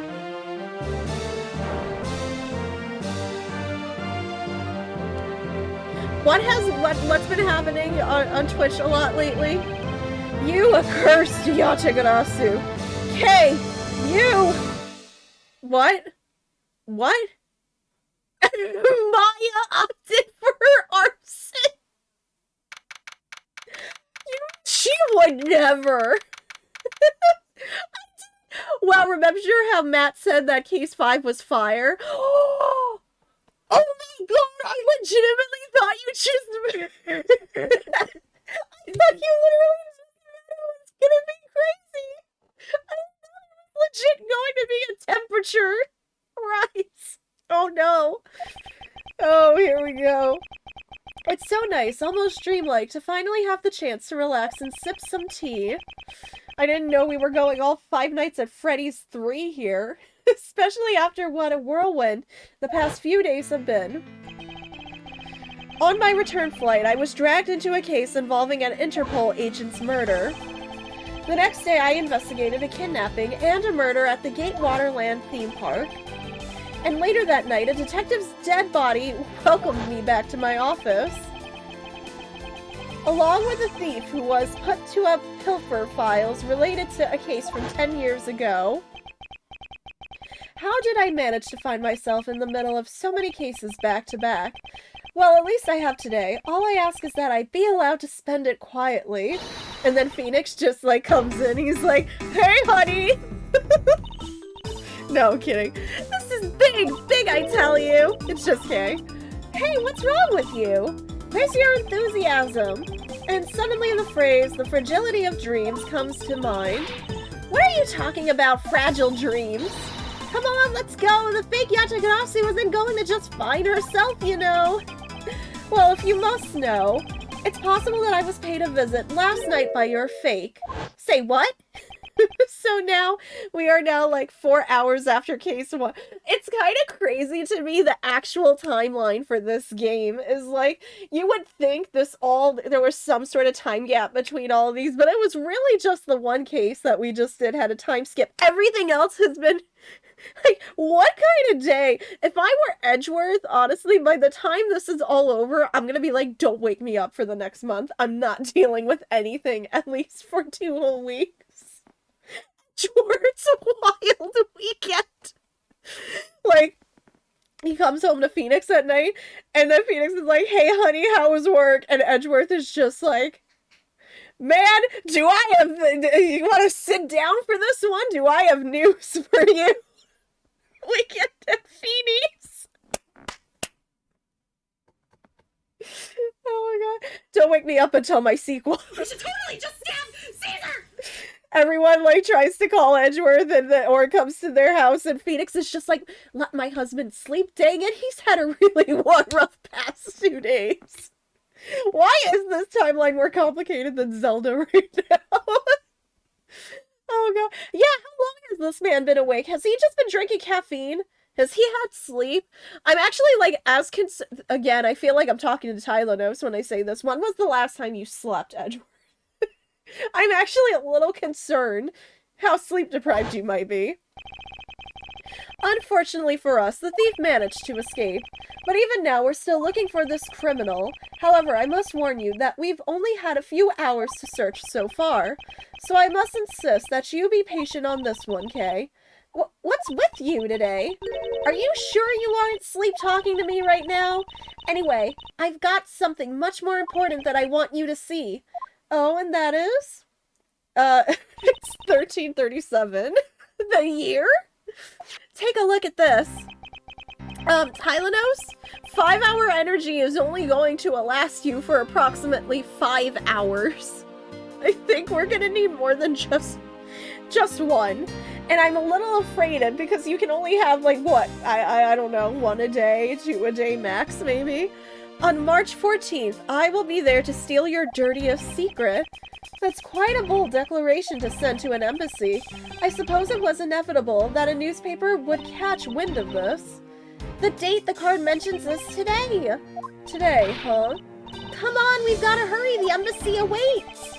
I suppose it is quite an urgent matter. However, do you know which country's embassy we should be investigating? Well, it's some really special country, and I'm actually really fuzzy on the details. But never mind that. Where's all your energy? Why are you so lackadaisical today? 'Cause I haven't slept, Kay. I'm not, Kay. You're just too wound up. Well, then you should get to wound up too. Because this just might be our chance to catch that woman. You mean Miss Yu? The woman who killed Kay's father burned Faraday 7 years ago. Now he can really get all those nooks. Wait, what?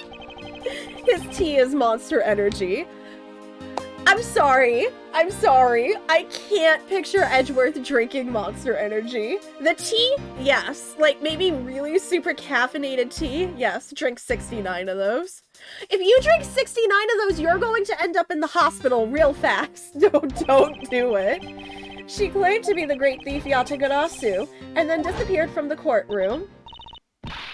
She makes me so mad, the phony. Everyone knows that the real Yatagarasu would never send something like a calling card. Until a company's underhanded dealings are made public, the target is always totally unaware that the Yatagarasu has paid them a visit. Tea or coffee. He chews coffee beans directly. Goes through 3 cups of those every day. Ew! Who chews coffee beans? I'm sorry. Thank you for the 70 bits, Rob. Who chooses coffee beans to chew on? Ew! I believe it, but no. What do you mean? Why would you think Phoenix would chew on coffee beans? I don't. I don't see it at all. No one ever told him how to drink coffee. You know what? You know who I could see chewing coffee beans? Realistically in this series, want to know who I could see chewing coffee beans? Maya. That's what makes the real Yatagarasu so awesome. The Yatagarasu's card that's shown in this article, it looks to me as though it could be genuine. See, that's the thing. Whoever it is, that person isn't the real deal, but has knowledge of the Yatagarasu. If this isn't a clue that that woman's involved, then nothing is. Come on, Mr. Edgeworth, out the door you go! Wait, there are a few preparations I must make before we go. There's something interesting about this card we found last night here in my office. It's of a different color than the one in the article, which makes me wonder why. What's up? Any reason why you're boring a hole through the newspaper with your eyes? No reason at all. Very well, seeing as how Miss Yu is also someone of a special nature to me, I agree there is some merit to be found in investigating this. I knew you'd come around. Godot would do it too. Oh my gosh, but see, now here's the thing. Godot is such a coffee aficionado. Would he do that? Like, I could see him both doing it, just getting the pure coffee essence, but also just screaming at somebody as to how this is not how you drink coffee, and this is blasphemous. I can see it both ways. By the light of this night's glorious moon... Oh no, we are ready! Ready to embark on our nightly outing. And this is where our tale begins. It's the Steel Samurai.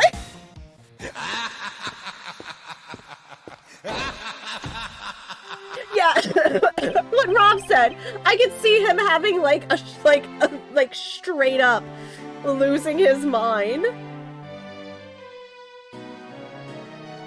What a coincidence. Who would have thought that a Steel Samurai stage show would ever be held at such an elegant theater inside a foreign embassy? Yeah, the climax was really awesome. Steel Samurai sushi slice. I got chills down my spine when he pulled that move out.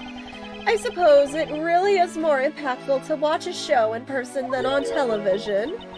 I have to say though, this embassy is set up kind of funny. I mean, they have two countries sharing the same building. Well, as you said yourself, this place and the countries it houses are very special. Even this theater is special in that it is a neutral zone shared by two countries. So, let me get this straight. The Steel Samurai show just now is being sponsored by one of the two countries? The one that's called the Kingdom of Alabast, right? Yes, it would appear that the Steel Samurai is very popular in that country as well. Seems that way. But you know who I'm really into? The Jammin' Ninja. The Republic of Babal is sponsoring a Jammin' Ninja stage show. That's something for fangirls like me. We've totally got to see that too, Mr. Edgeworth. The Jammin' Ninja show is gonna kick the Steel Samurai show's rear end. Yeah, I definitely see her being more Team Hokage. William Fancy Son music. Oh, hello, Squidward. Did you buy tickets to see my fancy show in the Steel Samurai? Why am I like this? You know, ever since I first met this girl, I've always had this inkling that what she really wants to be is not a thief, but rather a ninja. So, anyway, about today's event, what's it called again? The Kingdom of Alabast versus the Republic of Babal Goodwill Jubilee. What? That was a mouthful. The small European countries of the Kingdom of Alabast and the Republic of Babal. These two countries used to be a single entity that was abundant with nature, and it was called the Principality of Cadopia. Oh! So, since this time frame, Cadopia has become two separate... I feel like I'm having a history lesson here, but I'm gonna remember that. Thank you, Chris. I saw that. Thank you. Is everything alright, Mr. Edgeworth? Yes, I'm alright. Moving on. After a period of civil unrest, the country split in two, though signs of their past remain. For example, their flags preserve the flower and butterfly motifs to this day. Cadopia, huh?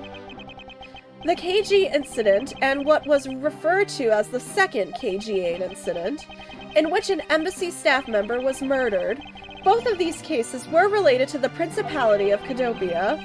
In the 7 years that have passed, the country may have split into two. However, the Yatagarasu has sent a calling card here. What could it all mean? Have fun remembering all those names. I'm not.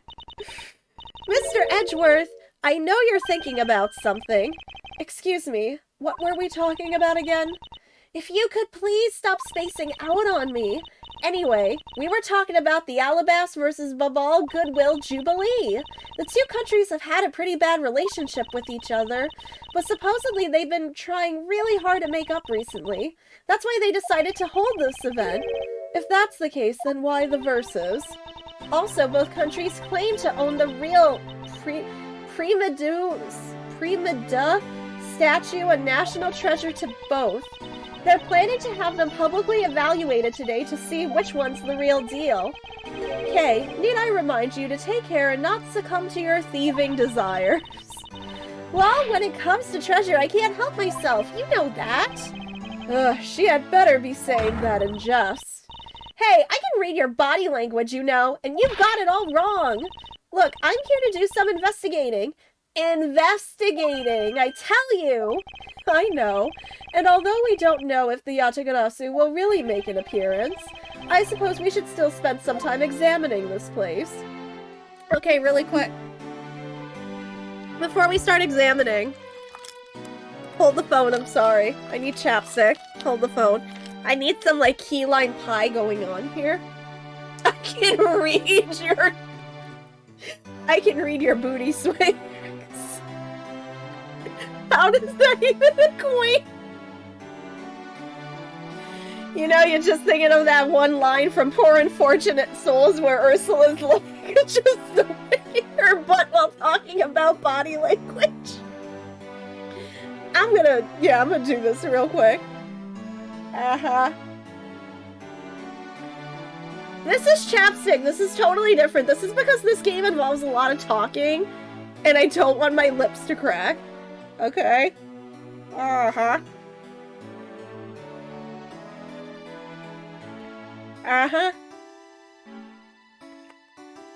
Totally different thing. I'm not like I'm not prettying myself up here. This is like literally me. I need hydration on my lips. Oh my gosh! Translate tweet. Hold the phone, hold the phone, hold the phone. Start from... I'm watching like how the Kirby card cake is made. Oh my gosh, look at that cream and all the strawberry. It looks so good. Oh, I think all the ingredients are right below. It looks so... Look at the little wheels being put on. There goes the eyes and the cheeks. The cherry on top, of course. It looks so accurate. It looks so accurate, I can't eat it.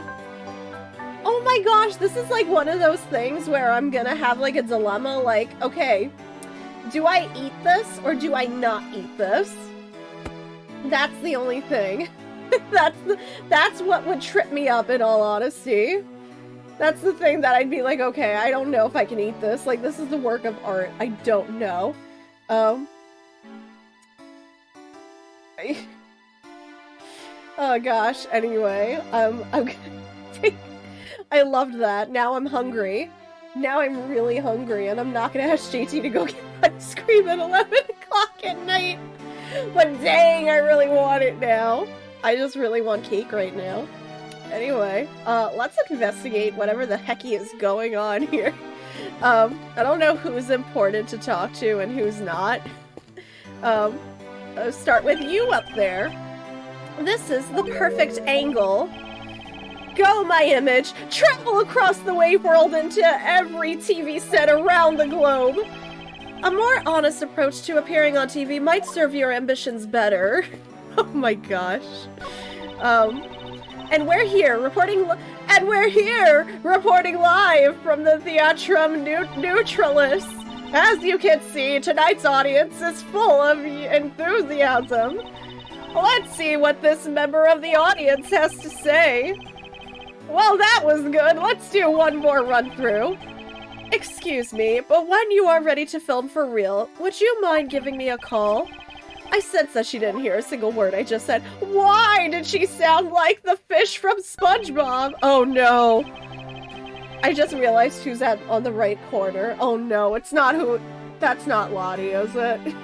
Oh no, please don't tell me. It appears that the child is watching a video from the first season of The Steel Samurai.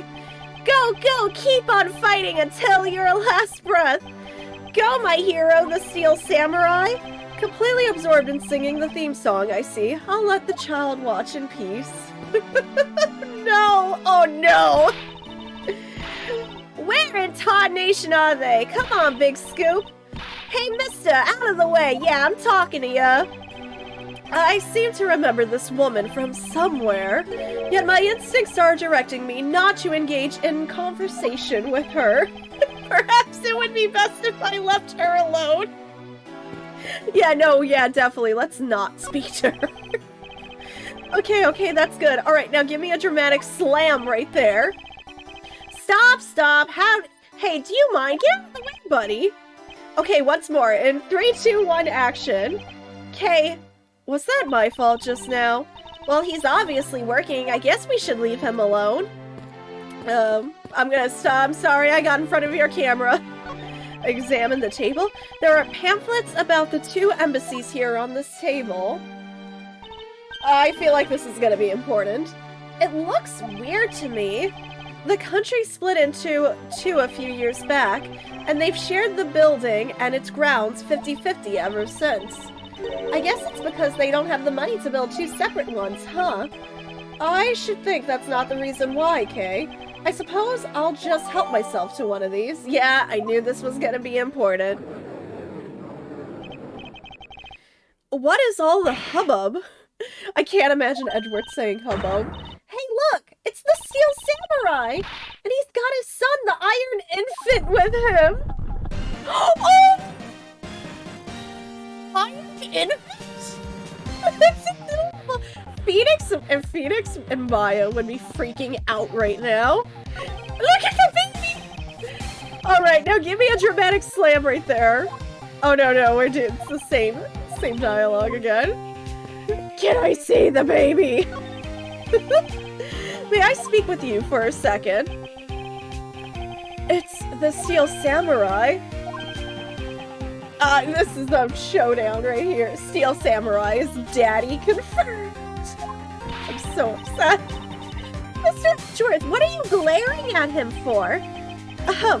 Please excuse me. It's just that I've never seen a superhero up close before. It looks like he's written something down for you. To Edgeworth from Steel Samurai Daddy, married man of Neo Tokyo. An autograph! Pretty cool that you got one, huh, Mr. Edgeworth? I was just gonna give this to my husband, but thank you. I love it.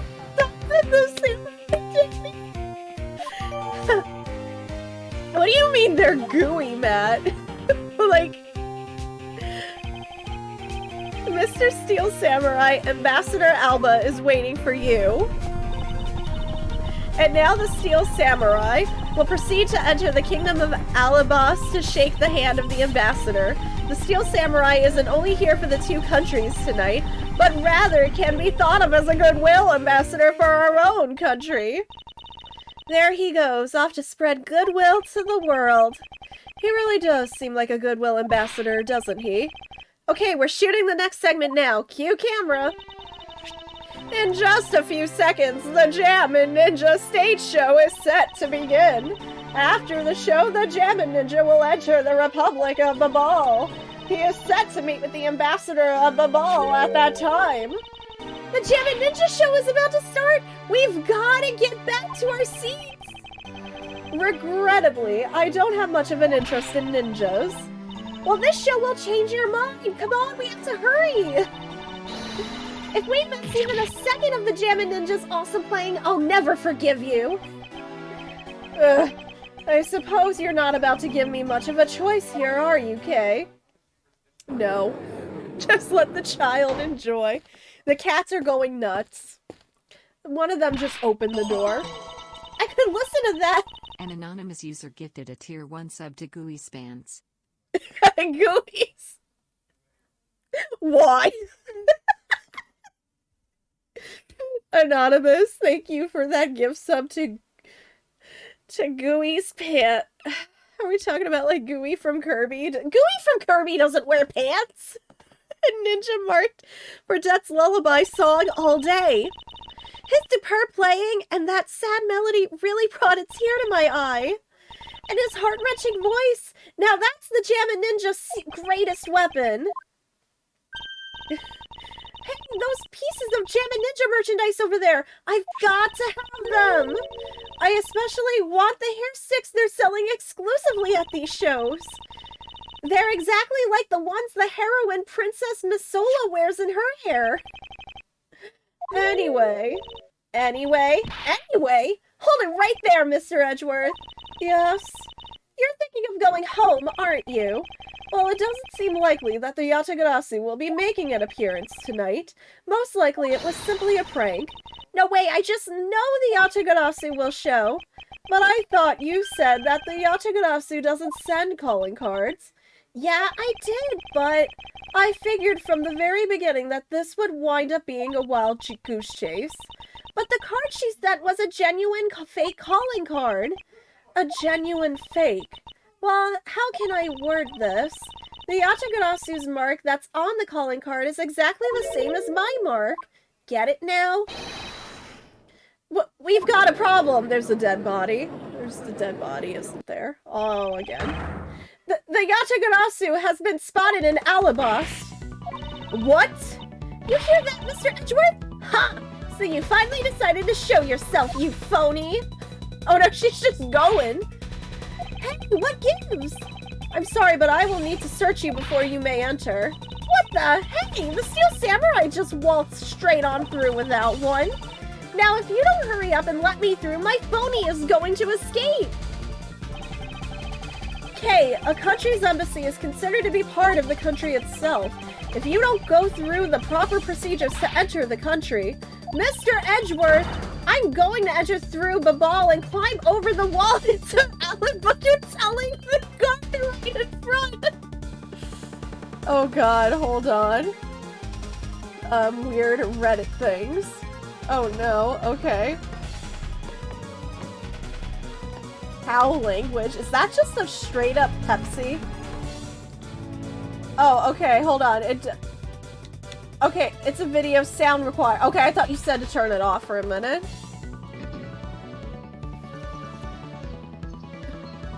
I'm going to commit an international incident! Are you kidding? They just come like that when you call? This straight up just looks like an Animaniacs episode. With Wacko.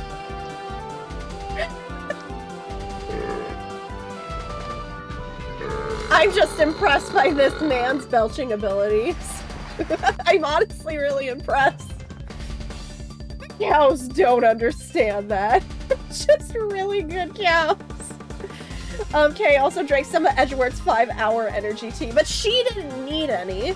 There's a difference. Hold it! No, stop. You would tell a prosecutor straight out that you intend to illegally enter another... Kay, are you listening to me?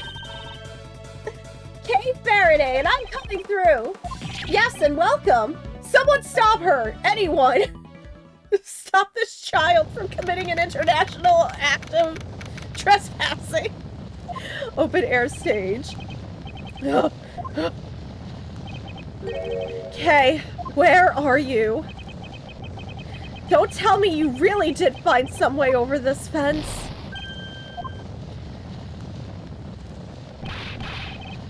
Fire! This is too big for us to handle! Looks like the Yatagarasu came to Babal too! Oh, I thought this fire was gonna happen much later. You accursed Yatagarasu. Kay! You had better be alright, wherever you are. Edgy sleep 0, 6:12 p.m. 6:12 p.m. 's too early to go to bed though. Oh no, I don't like this. I told you it wasn't me! Oh, you're back, so I'm assuming Lang is here. Okay, are you alright? Do I look alright to you? Now can you do something about this woman? Mr. Edgeworth, Detective Gumshoe, what is the meaning of this? Well, sir, it's, this. Oh! It wasn't me! He was already dead when I ran in here, hot on the heels of the fake Yatagarasu. Like, I only came in here because I saw a suspicious person at the open-air stage! has been discovered! I knew it! After a I certain knew it. amount of time, which you may use however you like, the class trial will begin. How did I know? Extra crispy. How did I know? A suspicious person. Okay, you, might have goofed just... Yeah, right, you know, when you ran off on your own? A long black coat and a hood over their head. I dare you to tell me that's not suspicious. When I saw that person, I immediately thought that they must be the fake Yatagarasu. So I chased after them into the embassy, then into here, and then lost sight of them. But I just know that person is the one who did it. What are you so worked up over? There is no reason for you to be this loud. Correct me if I'm wrong, but you're Agent Lang's secretary. Shina, I believe your name is, correct?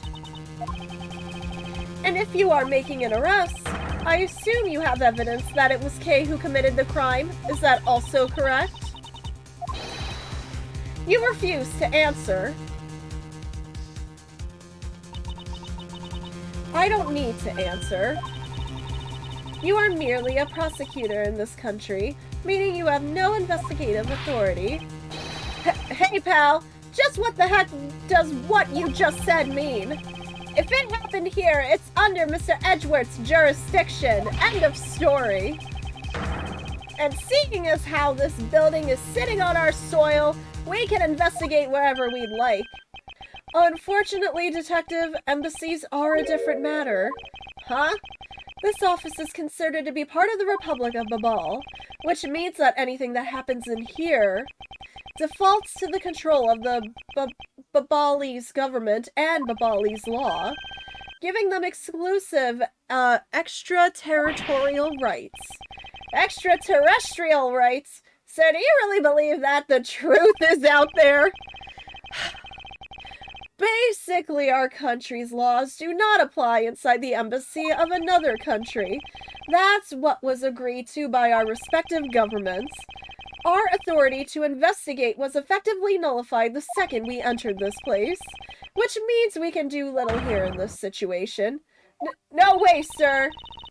Please leave this matter in Interpol's hands and go home. I love you too, Gumshoe.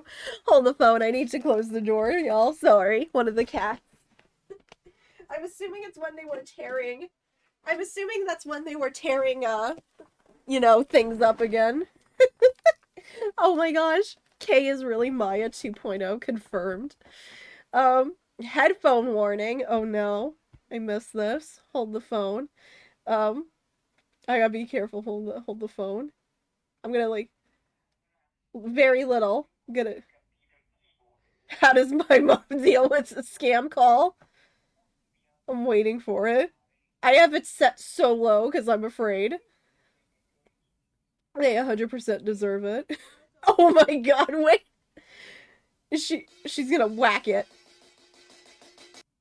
That would hurt my ears too. Oh gosh, Gumshoe, I do love you. That is really creative, honestly. Mr. Edgeworth! Hey, you're not Mr. Edgeworth! In that case, allow me to join your investigation.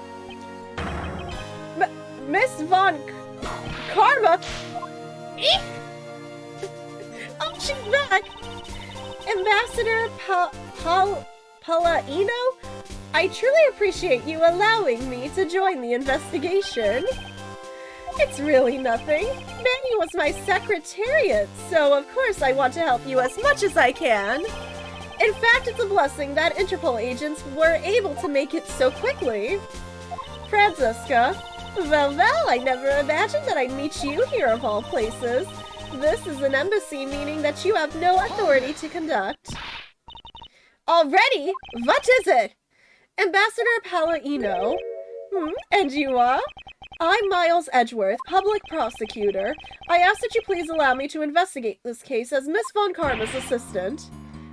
Assistant? Miles? What the heck do you think you're? Please, I implore you, Ambassador Palladino. Very well, I'll be counting on the two of you, Miss Von Karma and Mr. Edgeworth. What did you mean by you'll be Miss Von Karma's assistant? I don't exactly have a choice, do I, Detective? If I don't become Franziska's assistant, I can't participate in this investigation.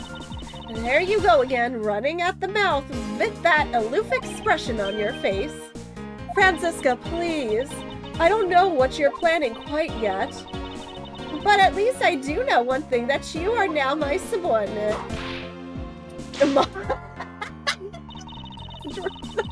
Edgeworth is indeed at the bottom now. Just remember that my VIP is always ready to make you, should you have a brain lapse. Of course, I'll keep that in mind. If you are done playing games... Right, let's begin the investigation. She is going to enjoy this. She is no longer the assistant. By the way, Detective, I suppose it's a bit late to be asking, but why are you here? Well, better late than never, I guess, sir. I was placed on guard duty for the Babalese embassy today. And why are our police guarding an embassy? Well, on account of the card they got from the Yatagarasu, they called us up and asked for our help, sir. Oh, and because we've been searching for the Yatagarasu these past 7 years, it was a more or less mutually beneficial arrangement, if you ask me. Except for how mutually unbeneficial this has all turned out to be, I suppose. It looks like you failed to competently perform your guard duty yet again. Look forward to your next salary negotiation, although it's out of my hands. But sir, if it gets cut more, I won't be able to buy even packet noodles anymore. Please stop cutting this man's salary. He's trying. I want him to eat. I think I have a cat who wanted a treat. Well, he wasn't here. Now he's gone. Well, I was gonna feed Deku. Deku! Well, he wasn't here, and now he's gone. Oh, no, not you! You ate! Don't even. You ate. I'm calling your brother. Don't even try to tell me you ate. You didn't eat. You got 3. Miss Luna, you got 3. Alright, he definitely does not hear. She literally, I don't know where she came from, but she came out of the corner and just ran up. And I'm like, oh no you don't. No you don't. You had yours for today. Oh no you don't. He can just eat the pennies at this point. Please don't eat the pennies. I am sure that's also I don't know, would you need to get your stomach pumped for pennies? Either way, I don't think there's much nutrition. So our victim was the secretariat of the embassy, I take it. Manny Cochin, I heard that he was an admirable person, very admirable. The cause of death is a stab to the base of his neck. He was lax in watching his back. We were fortunate that the fire missed our victim's body for the most part. If the fire had burned a bit longer, it would have made identifying him a hassle. So Mr. Cochin was stabbed to death in the middle of a raging fire? What in the world happened inside this room? Yeah, I kind of just assumed he died from smoke inhalation or something. Alright, there's a couple of things I'm noticing. What about on the side there? There appears to be something in his pocket. This key. It can't be the Yatagarasu key. Isn't this the Yatagarasu's key that was stolen 7 years ago? What? But that's 7 years ago. You mean that case where I was framed, sir? Yes, it's the piece of evidence that stole the life of Kay's father 7 years ago, which was then stolen by Callisto U. What? Mr. Faraday was killed with this key, sir. I thought he was killed with a knife. Eek! Scruffy, at the very least, try to remember the details of crimes you were a suspect in. Franziska, as you will recall, Detective Gumshoe was not present when Miss Yu made her escape. Plus, even among law enforcement, only a few knew of this key's existence. I doubt that a new rookie at the time would have been made privy to such knowledge. Oh, I feel like the victim right now, all trampled on, sir. I suppose I'll just have to fill you in now. The secret to this key is... Oh, yeah, hold the phone. How did we make it change again? Zooming in real quick. Zoom, zoom, zoom. I forgot how we did this before. I think it was on the other... I think it was at the end here. There it is. Oh, I gotta zoom out just a little tweaky bit. There we go. Oh-ho! Wow, that's amazing, sir! It's like some kind of magic trick. Okay, we got the key back. I knew it! This is the same exact piece of evidence that Miss Yu took with her. I remember this beautiful pattern in the blade. I remember this as well. It's a vine motif, isn't it? Yes, it looks like 2 interwoven vines crisscrossing down the blade. Vines, sir! I think it looks like a bunch of stars, if you ask me. It's one of those 6-sided stars, just like the police mark on our IDs. I really don't think you can call these stars. To say that the detective's art sense is underdeveloped would be an understatement. The real question is why was the Babylese Embassy Secretariat holding this? While we don't know how Mr. Cochin came to possess this key, we do know that this was stolen by the Yatagarasu from the Cadopian Embassy. That's right, Mr. Faraday had written that fact down in his organizer. I believe this means that further research is required into the country of Cadopia. Why don't you ask Ambassador Palladino about what he knows? Supposedly he was the candidate to be the next Cadopian ambassador once long ago. He should be able to answer any specific questions you may have. Okay, have another Reddit thing. Why is the cop T-posing? I was gonna go ask the cop that. Oh no. Oh no. It looks great though. I mean, I'm not gonna lie. I mean, the coloring is great. It's just, oh my gosh. I mean, if you really like salad fingers, it's a really well done tattoo. I'm just, that's not a tattoo I thought I would ever see somebody have. Oh gosh. Like I said though, the actual artist did really nice coloring. Is this knife the murder weapon? Some preliminary testing has been conducted. According to the results, the blood on that matches the victim's blood. The blade's shape was also found to be consistent with the stab wound. I suppose this means that we now know that the crime was committed with this knife. This knife's got some really fancy ornamentation going on, huh, sir? This thing practically screams artsy to me. Although it's also covered in blood, just like the last thing that I said was artsy. But the handle is pristine. There's not a single drop of blood on it. Speaking of the handle, I believe it has a butterfly motif. And the butterflies are back. 2 streams in a row. Just when I thought I got away from them. Okay. We looked at the knife, we looked at the side pocket, is there anything on the holding anything? No? This man, where do I know him from?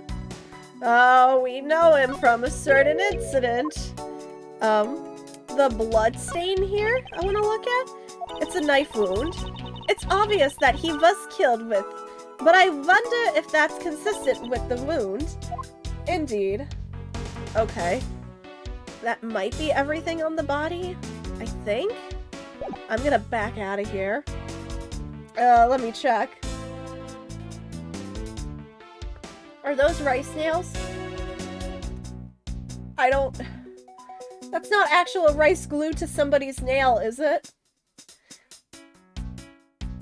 I love this comment. This is a really hard look to be.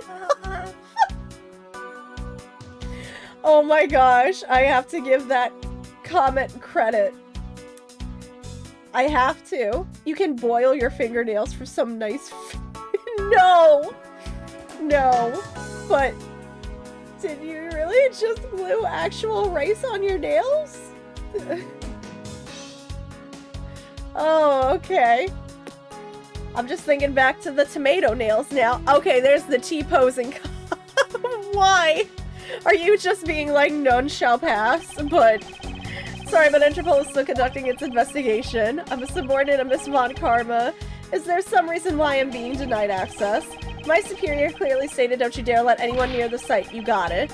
If I let you examine the site, my superior would get really angry at me. You know, Mr. Edgeworth, I feel really bad for the guy, so why don't we do as he says? Yes, I suppose we might as well. Okay, the statue. The ceiling fan must have fallen from the ceiling. A ceiling fan? What does one of those do? Exactly what it sounds like it does. It's a fan that is installed on one's ceiling. Well, if I had one of those in my room, I bet I'd go dizzy from staring at it as I slept. Detective Gumshoe, in the real world, we close our eyes when we sleep. Edgeworth, how would you know? When was the last time you've experienced the phenomenon known as sleep? Because this is... whatever Gumshoe has to do to help him sleep at night, whether that's counting sheep or staring at his ceiling fan, don't judge. Because this is a national treasure, can I ask that you please not touch it? I'm afraid the only ones allowed to touch it are myself and the Secretariat. But there is a possibility that this is related to the murder, wouldn't you agree? Hey, Mr. Edgeworth, why don't we give it up for now? We can force them to let us investigate it later when we find some solid proof. I suppose I don't have a choice. This must be one of those prima donna statues Kay was talking about earlier. Is it just me, or does this man just look like the Steel Samurai? They could be twins. Yeah, I see it in the face. What about the jacket up there? Is that important? Mr. Edgeworth, there's still something on this display rack, sir. Knives, huh? Although the blades are all that remain of them, unfortunately. I guess the handles all got burned off by the fire. Ah, so even the knives fell victim to the fire. Ambassador Palolino, are these knives yours? Why, yes, they are. They are a special set of ornamental knives featuring the national symbol of Babal. These butterfly-themed knives, along with Alabastone's set of knives, are comprised of 3 knives each. But I can't believe the Babalese ones have been reduced to this state. Ornamental knives, huh? There's a small release on the tang of this blade. Ambassador Palolino, what is this notch here for? Oh, that! It's a feature of these knives wherein you can freely exchange the handles on them, so that we can change how they look to fit the situation, of course. I see, so these knives were constructed so that the handles could be easily removed. Okay, I am just browsing at whatever. Get off of Reddit, Rob! Why do these look like Taco with those eyes? You know, I wasn't even Taco, I was thinking the Grinch or the holidays. I wasn't even thinking Taco. Not even what I was thinking about. Honestly, that's where my mind went. What do you mean? What does hands do? Wait, hold on. Wait, what, Matt? I'm confused. It looks like this was once a grand-grandfather clock, but it has fallen victim to the fire. Hey, Mr. Edgeworth, is it okay for me to talk about the clocks in my house, sir? If they're unrelated to the case, I hope that you will refrain from sharing, but... Well, there's this one clock that I made by myself. That's quite enough, Detective. That didn't last long. Can I talk to Palolino here? I can't believe that Manny fell among thieves tonight. Without him, I have no idea what my schedule for tonight is. Ambassador Palladino, I believe your schedule tonight will consist of listening to reports from the police. That and only that. I ask you to cooperate not only for your own sake, but for Mr. Cochin's as well. You're a rather strong man, aren't you? How fascinating. Here, I know it isn't much, but I'd like you to have these. I'm sorry, but it would be against my principles to accept a bribe. Oh, no, these are simply coupons we distribute to promote Babal. Remember, we offer a large number of discounts and offers when you visit lovely Babal. Now I remember, the Republic of Babal is known for its feverish tourism industry. Can you tell me about Manny? I was wondering if you might tell me a bit about the deceased Manny Cochin. He was my secretary, and the embassy secretariat, charged with running the whole place. He was an admirable man. His death is a great loss to our country. He was in charge of everything. Accounting, printing, taking care of our national treasures. I'm sorry, but did you say printing? Our country's primary source of revenue is our tourism industry. So in order for us to print the necessary pamphlets, flyers, coupons, etc., we have a printing press here at our embassy. I see. Please excuse my forwardness. However, I feel I should mention that I have the distinct impression that I met him before. Oh, yes. Since you are of the legal profession, I suppose you just might have. After all, Manny was involved in the KG-8 incident. The KG-8 incident? The defendant who was found innocent in that case was Manny. I'm actually surprised you forgot, Edgeworth. So your Mr. Cochin is the same man as the one in that case. It's been 10 years. Manny recovered personally from that case and dove enthusiastically into his job. He was the one who planned this event and was to oversee this embassy's renovations. It really is a shame. He had such a bright future ahead of him. What renovations? What exactly did you mean earlier by renovations? We can't have tourists and visitors to our embassy think we're a poor nation, can we? So renovating the embassy is something of an investment. We may have a rather paltry budget, but we're trying our best to make do. However, I guess the only person who could have helped us do our best is no longer with us. What about Cadopia? Ambassador Palladino, I was wondering if I may ask you about Cadopia. Cadopia? Alright, what would you like to talk about? First, I'd like to ask you about this key. Oh, what about this key? I found it sticking out of Mr. Cochin's pocket. I believe it originally belonged to this embassy, is that correct? Upon closer inspection, it seems that this key is shaped like a butterfly. That's not all about this key. It's also capable of changing into a knife. Oh, how fascinating. Is it possible that the ambassador didn't know about the existence of this key? Oh, in its knife form, there is a flower mark at the base of the blade. Oh, I guess this knife might be from when we used to be part of Cadopia. And how did you come to that conclusion? It has both of Cadopia's national symbols, the butterfly and the flower. I suppose Manny used this key here at the embassy back when we were still in Cadopia.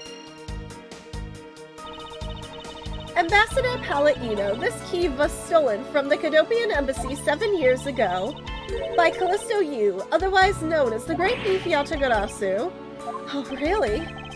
You were not aware that Miss Yu had broken into this embassy at that time? I'm sorry, I can't be of much help. I'm not very familiar with the details, you see. I only became the ambassador after Babal became its own independent nation.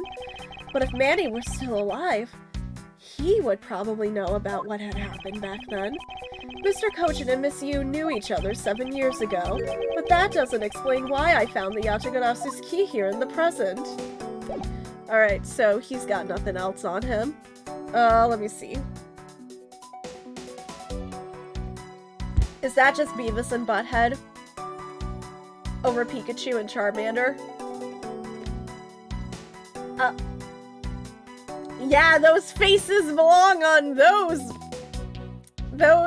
models. Yep, sure thing. Miles Edgeworth, what is it?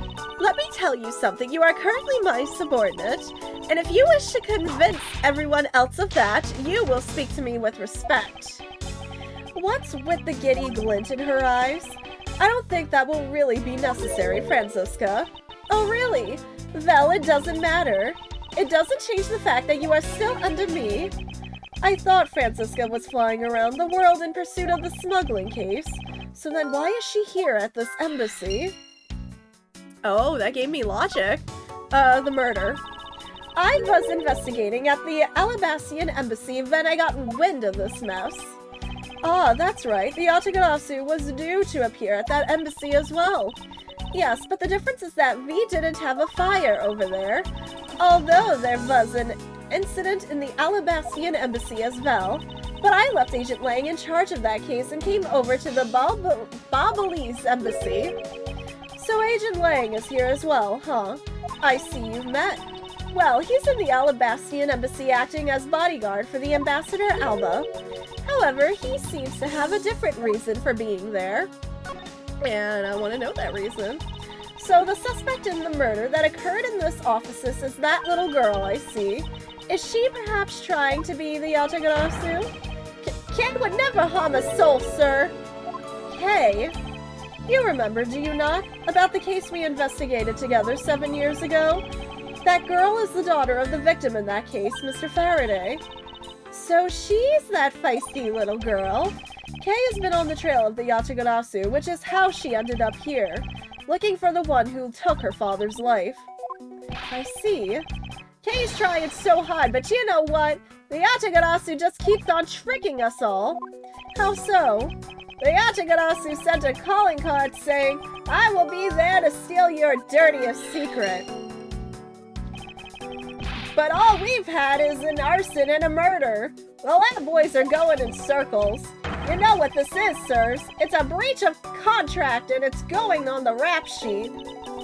If you ask me, I'm perfectly fine with the fact that nothing was stolen tonight. I do wonder though, Callisto Yu really is the Yatagarasu. Okay. A mere arson and murder. Like, that's it? Pshaw! Like, that's all. The safe. I did not notice the safe. I'm curious. A small personal safe.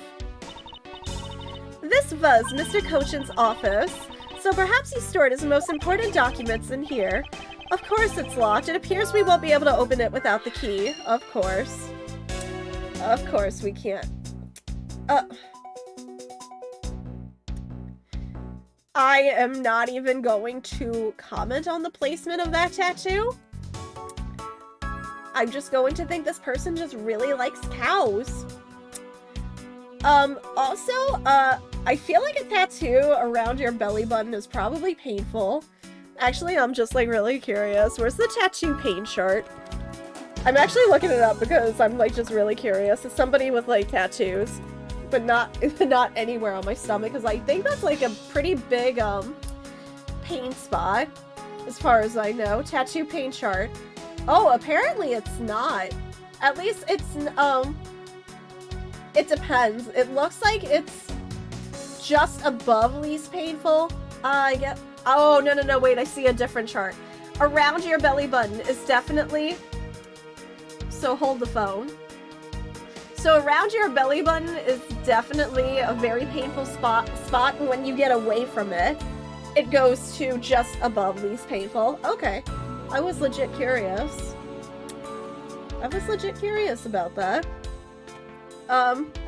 Oh no, I've seen tattoos that probably were legit murder to get, like on your face and on like near your spinal cord. I knew a lot of people you know, because again, where I worked, everyone had tattoos. Oh, believe me, legit, I know where tattoos, I've seen people get tattoos where it really hurts. Hey, are you alright? You believe me, don't you, Mr. Edgeworth? You don't think I did it, right? Yes, of course I don't, and I promise to prove that it wasn't you. That's enough chit-chat. You can investigate all you like, but it's only a matter of time before we take her in. It would be wise of you to give up while you can. I don't think so. Kate isn't lying, and my investigation will prove that to be true. Go ahead and try then, if you're that confident. I can't allow this to continue on this way. I must prove her innocence post-haste. Okay. Okay. Oh, Rob! No! No! No! No. No. No. So much no. No. I feel like somebody lost a bet. That's all I'm gonna say. You don't need to see it, Tylenose, because now I can't unsee it, and I think my eyes need bleach. I'm not sure what we're talking about. Probably don't. Yeah, no. No, literally. It's really bad. It's super bad. I'm just saying. There are some, you know. No, don't send that to JT, please. I don't think JT needs to see that either. I don't need eye bleach. I don't need eye bleach for the both of us, thank you. No.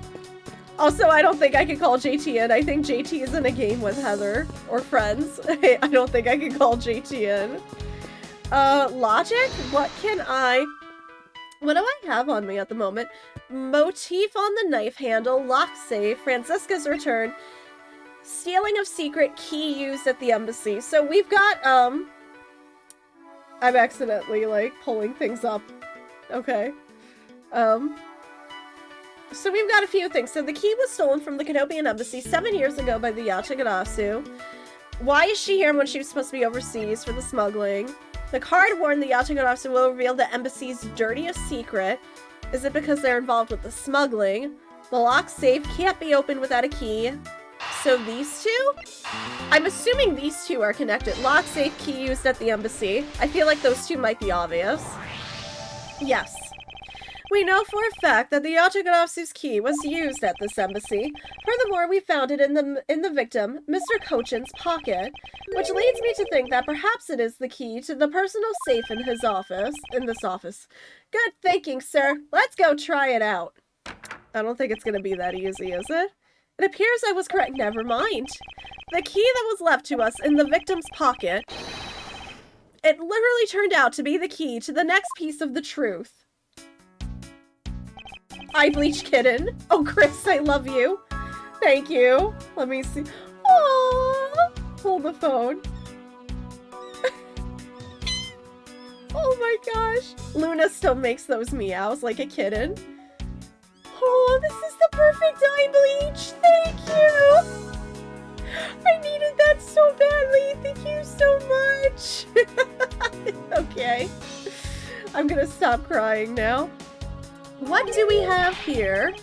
Hey, there's nothing inside. Do you think the Yatagarasu made off with everything, sir? No, detective. I believe all we need is a closer look. I won't rest until I've inspected every suspicion. No, but there's something sticking out at the bottom here. That's obvious. What is this here? It looks like the ripped corner of a piece of paper, sir. No, I don't think it's ripped. It seems more to me like it's stuck. Hey, you're right. It won't budge an inch, not even when I tug on it. But I don't think I've ever seen paper stuck on the inside of a safe before. Detective, I think you have it backwards. It's not the paper that's strange. It's the safe. What do you mean?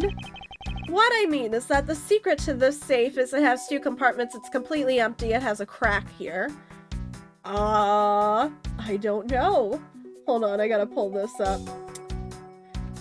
Is that a skirt? Or I don't think it's a skirt.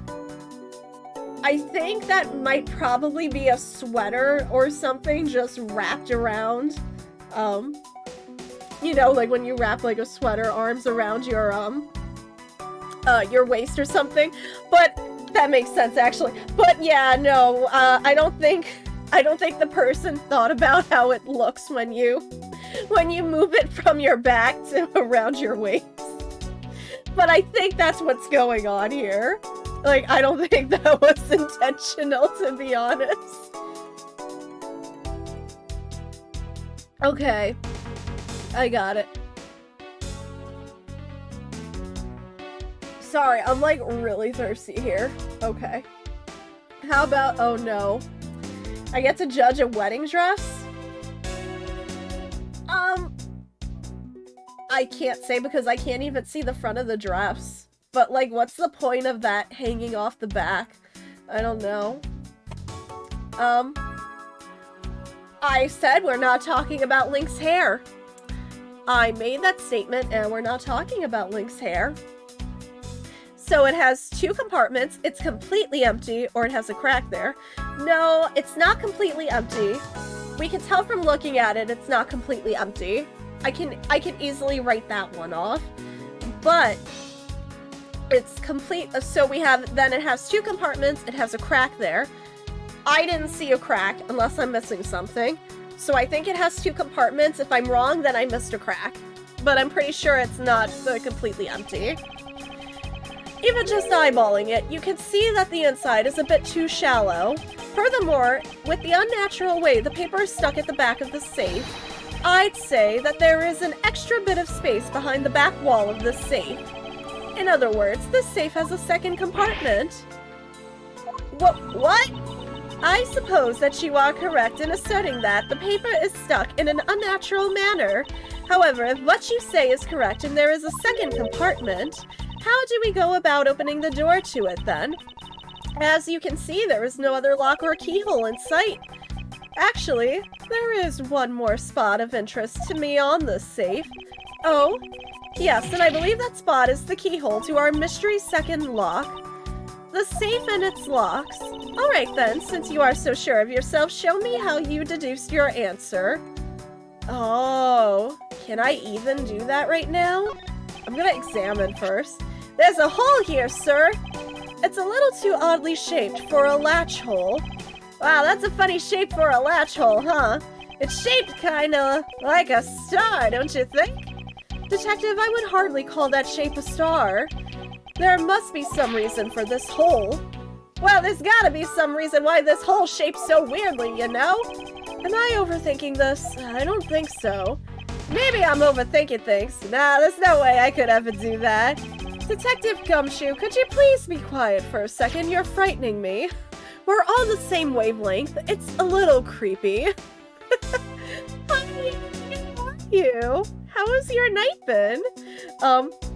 The safe, no. The safe is not the culprit. Unfortunately, the safe is not the culprit. I don't think I looked at this. I'm not going to ask.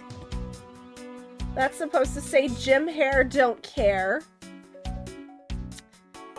They, I can't tell if this was done on purpose or not, but, the G, when you're doing this, this part needs to be a little more, probably drawn, please. No.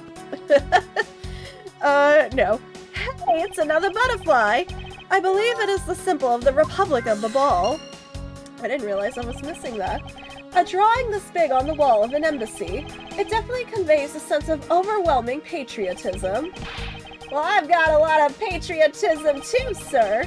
The reason I became a cop in the first place was because I wanted to protect our country. You may want to, Detective. However, I have yet to see the fruits of your desire. You don't have to be so blunt about it, sir. Oh man, that was mean. I don't know. Can I look back on my logic? Do you have your pony do you not have your pony shoot the butterfly? No, that butterfly's okay. It doesn't have exclamation points. Your night has been alright? I'm glad, Yang. I'm glad. The motif is a butterfly-shaped guard. So the butterfly of the ball and then the motif on the butterfly motif on the knife, do those connect? Probably? Yes. The design on the knife's handle, it greatly resembles the special bobbly species of butterfly. It does, doesn't it? Plus it says right here, this knife is property of the Republic of Babal. So thank you for reminding me, Yang. Perhaps this means that the knife used in the crime was found right in this room? So all we have left is stealing of secret and Franziska's return if those two are involved. That's the only logic we have left. Yes. To steal your dirtiest secret, is it possible that the dirty secret the Yatagarasu was out to steal is in this very room? Dirty secret. Francisca, you're in pursuit of some dirty underhanded dealings yourself, are you not? Something tells me this is no coincidence. In that case, then, the person I'm looking for is here in the Babalese embassy, huh? The head of the smuggling operation? I think I just might need to ask Francisca about her smuggling case in more depth. I'll keep you my dirty little secret. Don't tell me. Oh no, darn it! Oh, American Rejects is stuck in my head. Just another regret. Hope that you can keep that. Oh no, help me. Stuck in my head. Okay, I can ask her about it. Francisca, when we last talked, you said that you were on the trail of a smuggling ring. I suppose the reason you are here now is related to that? Yes. After analyzing the intel we've gathered from various countries, this embassy rose to the top of our list of sites to investigate. And this has but tipped us off. This accounting document. It's only one page of the whole thing, so we're not sure about all the details. However, it's enough for us to grab onto the tail of the beast. For you see, this type of paper was made only in the kingdom of Cadopia, which means that somewhere in the countries of Alabast and Babal is the head. The one pulling the strings behind the entire smuggling ring. That's Francisca for you. She is amazing, pursuing this case with all she has. Okay.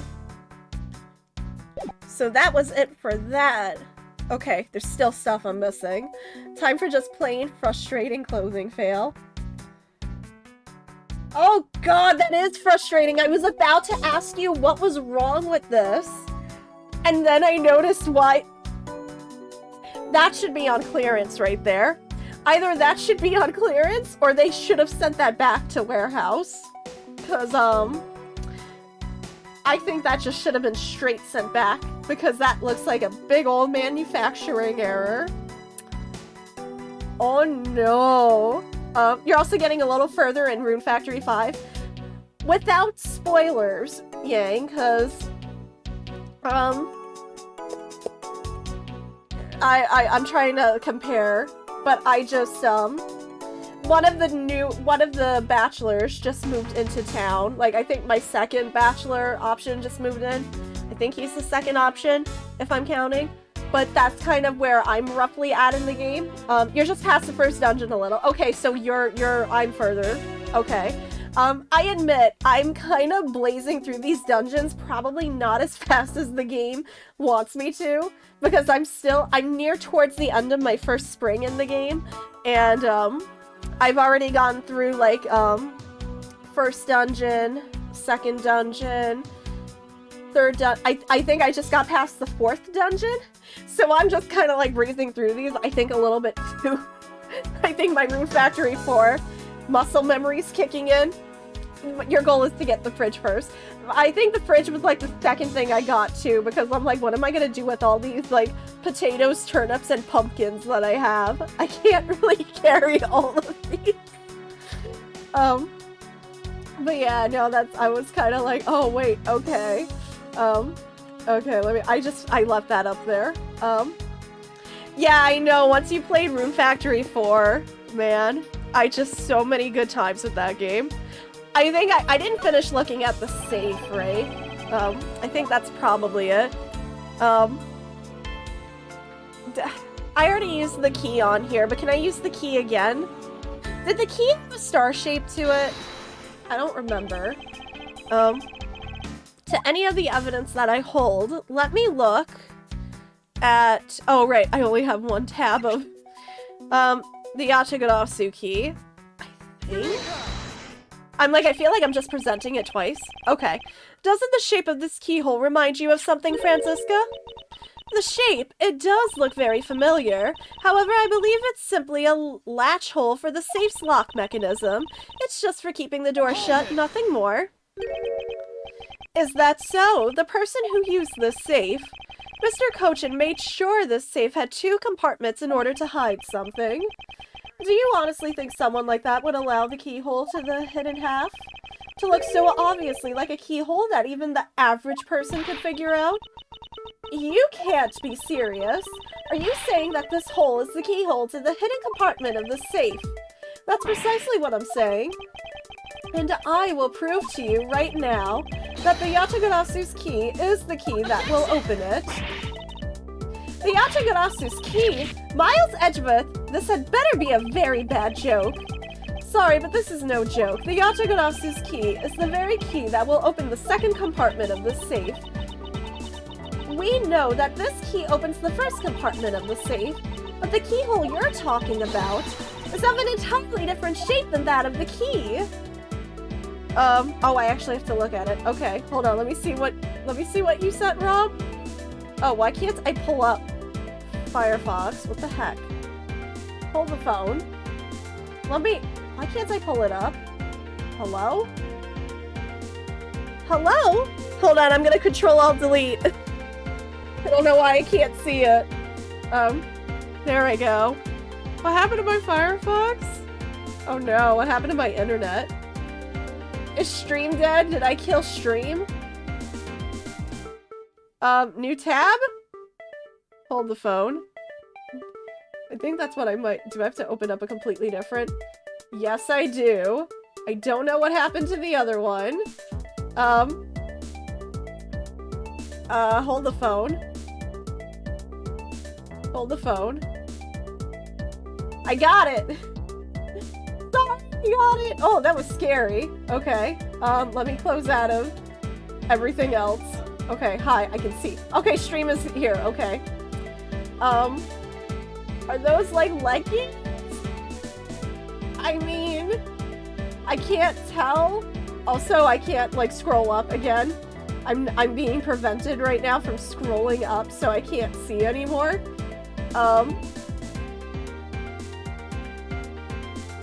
I mean, I can't tell. I'm personally, it happens, it's the fabric.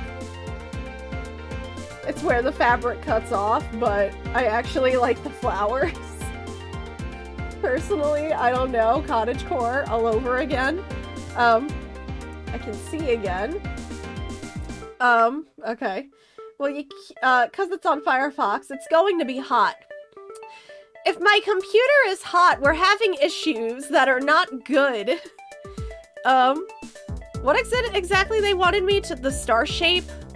Is that what they wanted me to, point out here? Examine? Let's go over this again, shall we? The Yatagarasu's key was originally made to open Mr. Cochin's safe in the Cadopian embassy. We confirmed that as fact by opening the door to his safe with it. Now let's take a look at the back end of the key. Looking at the knife portion head on, what do you see? What are you talking? Ah! It appears that you've come to understand what I'm talking about. When viewed head on, the knife's blade is the exact same shape as the keyhole. The real function of the knife portion is to act as the key to the hidden portion of the safe. Oh, but that's preposterous! Because it looks like a knife and was used like one to kill Mr. Faraday 7 years ago, we fell under the misconception that it was always meant to be a knife. But for both the safe and its key to conceal such clever tricks, whatever is hidden inside the secret section must be of incredible importance. Then it's even possible that what I've been searching for is inside. Scruffy, hurry up and open that safe. Yes, sir! Open it in now, sir! These items, it's a bunch of funny shaped things. I guess they're You're in the way! Now move, Scruffy! I didn't think I was in the way. These pieces of art, they're identical to ones that have been stolen from various countries around the world. I figured as much. These are the treasures this section of the safe was to hide from view. I believe a more thorough examination is required. Dang, okay, wasn't expecting this. What about the paper first? This is the document that we thought was stuck earlier. I wonder what it's about. Beats me, sir. Why don't we take a look at it first before we give up, Detective? Mr. Cochin's name is written here on the last page. I wonder what the significance of this document is. Okay, so we got that. The plate? These are pieces of stolen art from around the world. I wonder how much they're worth, especially this one. Scruffy, don't touch those valuable pieces of art with your filthy hands. Why, do you have any idea what would happen to you if one of them were to break? Is it just me, or did she hit one of the new pieces of art just now? Don't tell her. Is that it if I just look at any of them? Okay, that's it if I just look at any of them. Can I deduce anything while I'm, like, over them? Really quickly? So we have, proof someone in one of the countries is the ringleader, the statue, the knife, the key, the note on the body, the autograph, and the guide. Okay. Can I even? No, Yang. Oh no, poor Yang. Oh no, what is this? What am I pulling up? Wait, why is it not? Okay, there it goes. That's not a taco, that's a pizza.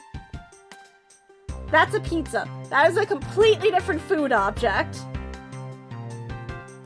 Stop right there.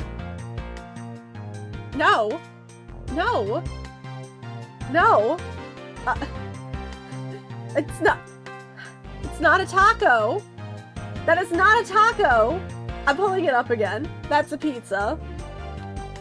I don't know what y'all are I'm just making sure I'm not crazy. That is a pizza. I can tell you right there that is a pizza. Straight up. Okay.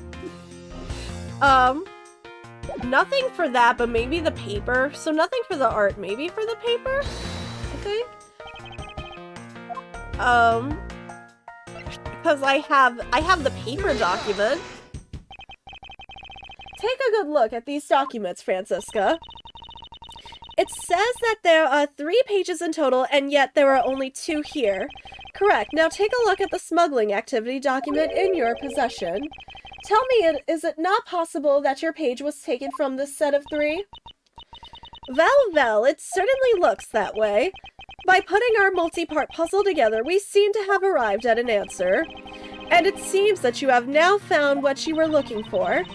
Yes, and with this, it has become crystal clear that Mr. Cochin himself was responsible for the mass smuggling of Bobolese ink. Bobolese ink. Bobolese ink is a special product of the Republic of Babal. However, due to a special reason, only a limited volume is ever exported? Great! Hi! Hi! Thank you so much for raid! How was your street tonight, Grant? Welcome, raiders! Could somebody give Grant a shout out from me, please? Welcome, everybody. Hi, my name's Okami. Hi, Leah. And we are playing some Ace Attorney Investigations. Miles Edgeworth, please, if you are avoiding spoilers, we are at the final case of the game. So if you need to duck out, I totally understand, but I appreciate you being here either way. Thank you so much.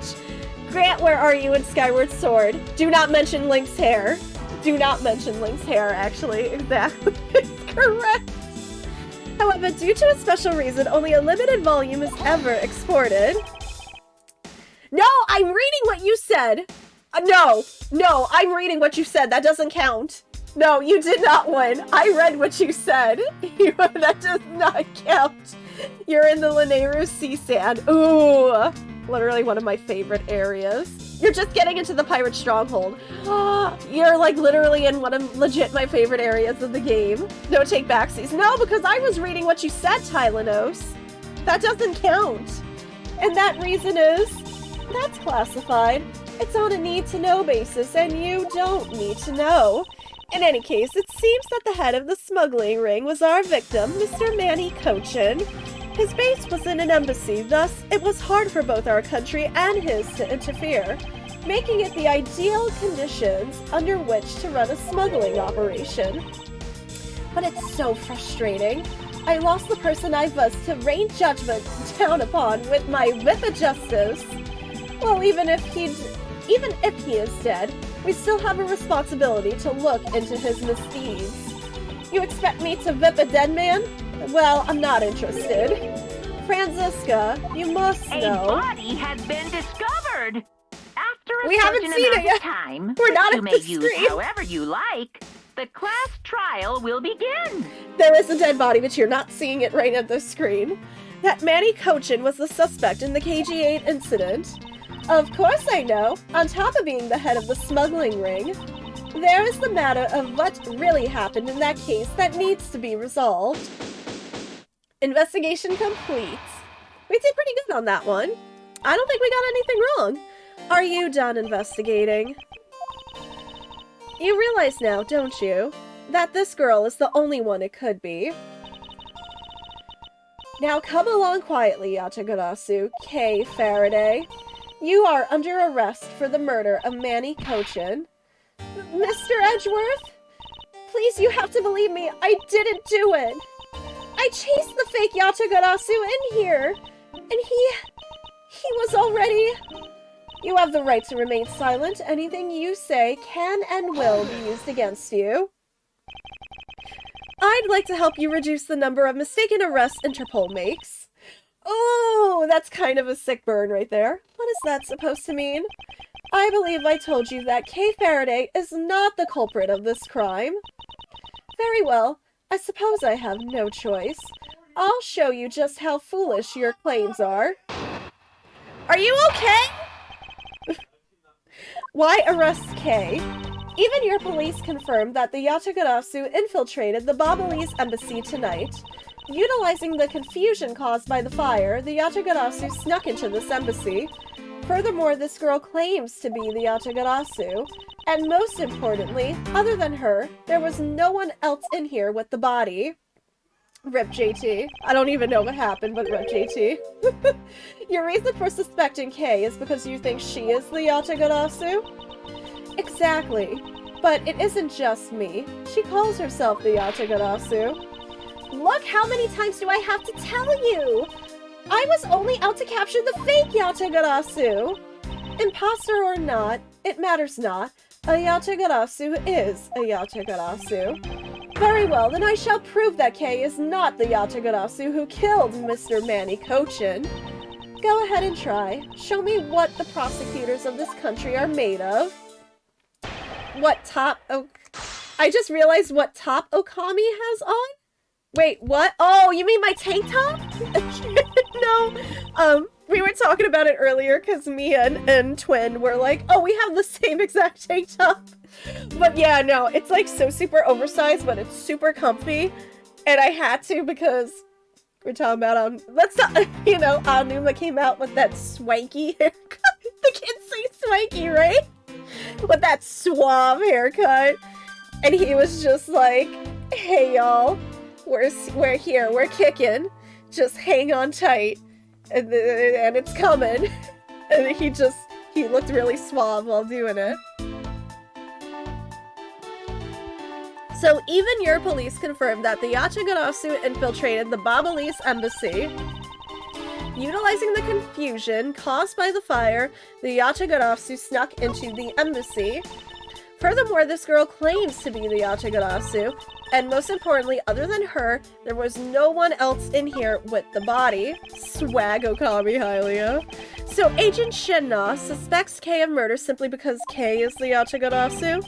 But if I can prove that the Yatagarasu's goal is not related to murder, then I may be able to begin to reason with her. Okay. So that's kind of what I have to do here.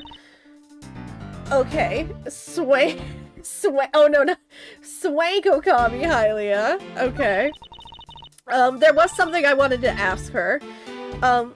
Furthermore, this girl claims to be the Yatagarasu. Yes, but I'm pressing this because I want her to speak up. There's two Yatagarasus. There's the real Yatagarasu and the fake Yatagarasu.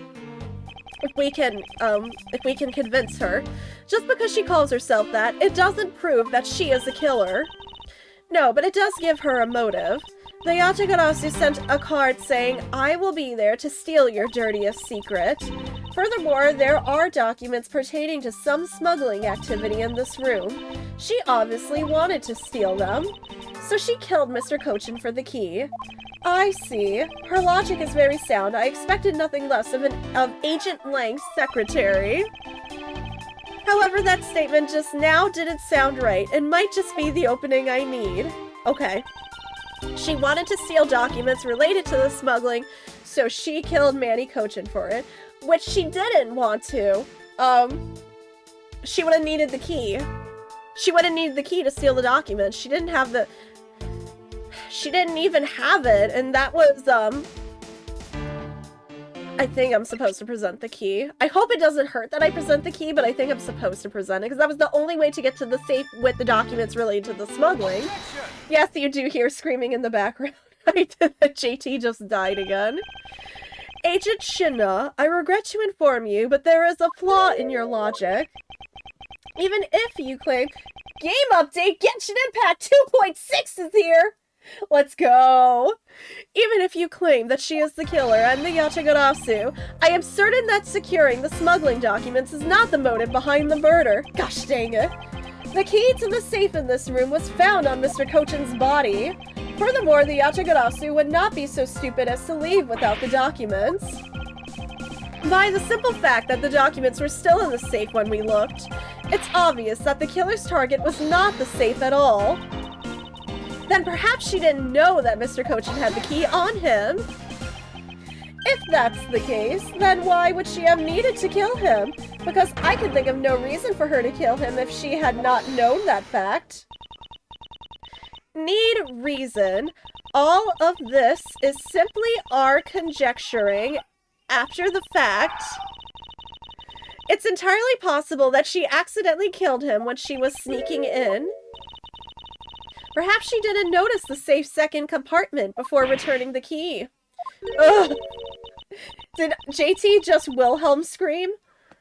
I don't know if JT specifically Wilhelm screamed or there was a Wilhelm scream playing from the living room, but it's one of the two happened. But the fact still remains that Mr. Kochin was stabbed to death. But you have no definitive proof that it was Kay who committed the act. Whoever just did the goof. Actually, I do. I saw her holding the knife she used on the victim with my own eyes. What? Allow me to tell you a bit more about the evidence that will put her away behind bars. Oh! Okay, I need to get rid of this Genshin 2.6, thank you. The knife wound on the body is consistent with the blade of the knife. The knife with the butterfly handle is the murder weapon, which the killer was holding. That was 10 out of 10 timing indeed. That timing is up there with, I think it was Leclerc that used the goofy scream during Kingdom Hearts 3 when I think it was Ventus that went flying or some, or some but I remember the timing. I assume she obtained the knife from the display rack and used it on the victim. The knife is a part of a special 3-piece set, which has a design like no other. The evidence and testimony, it all points to the girl. There is no counter-argument. That's like one of my favorite implementations of sounds here. It's just the timing. And made it better because I knew nobody knew that scene was coming. That is your definitive evidence? You see now that she is definitely the killer, right? No, Mr. Edgeworth, you've got to believe me! I saw a suspicious person in a long black coat outside the embassy. I have to drink, because... Thank you, Grant, making sure I'm not forgetting my daily hydration. I saw a suspicious person in a long black coat outside the embassy, I swear! And you came in here because you were chasing the suspicious person? That's right, I ran into this office only because I was chasing after that person. But when I entered the room, it was pitch black. I couldn't see a thing. I felt something on the ground next to my foot, so I turned on the lights, but then... And that's when she found the body. Who's there? This is... I came to this room upon hearing the girl scream, and when I saw her holding the knife, I immediately restrained her. So the object Kay felt by her feet on the floor was the murder weapon. I had the knife analyzed right away, but we failed to find anyone prints on it. But the suspicious person in the black coat who came into this room before me... You continue to insist there was such a person, but if there was, where did they go? That... I don't know, but I know they came in here. That sounds like the desperate excuses of a suspected killer, not a trustworthy testimony. You understand, don't you? We can't trust this girl's words, Mr. Edgeworth. She has a point. Even if Kay's words are the truth, I must show that they are with some solid evidence. Mr. Edgeworth, I really didn't. Kay, don't worry. If you didn't do it, then there must be a way for me to prove that. Still not giving up, I see. In that case, try to counter my argument if you can. Oh, don't worry. I can and I will. Okay. Oh, here comes the rebuttal. Okay. The knife wound on the body is consistent with the blade of the knife. The knife with the butterfly handle is the murder weapon, which the killer was holding. I assume she obtained the knife from the display rack and used it on the victim. I'm bringing up that display rack because it's suspicious. I ask that you please refrain from speculation. It's a sound hypothesis derived from the evidence. There's no room for debate. Ugh. Oh no, reverse card. Miles Edgeworth, know that an ungraceful loss will not be tolerated in my subordinate. Now refute her hypothesis with factual logic. Otherwise, what was your investigation for? Yes, you are correct. Thank you. Helping a subordinate out with advice is the job of any good superior. She seems to be rather enjoying herself, but she is correct nonetheless. Agent Shidna, please continue with your testimony.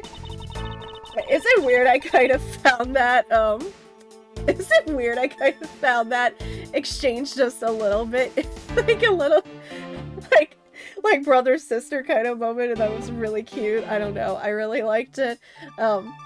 Anyway, because I'm going, like, completely off track here, she mentioned the knife. The knife is a part of, oh, that's new.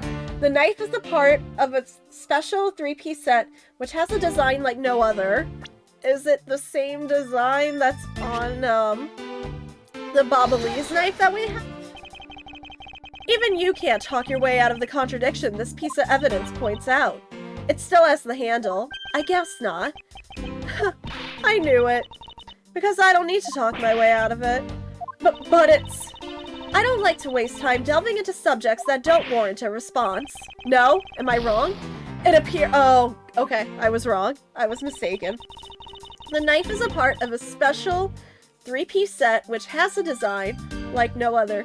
Do you say knife to Micha when you greet someone with it? I hope not. Maybe it's not at the... I feel like I feel like this knife could be presented at a bunch of statements.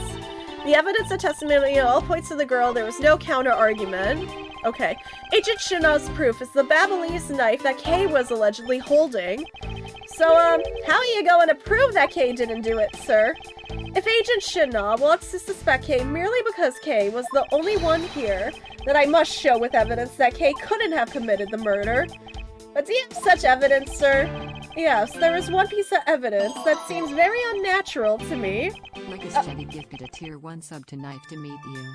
They have given 99 gift subs in the channel.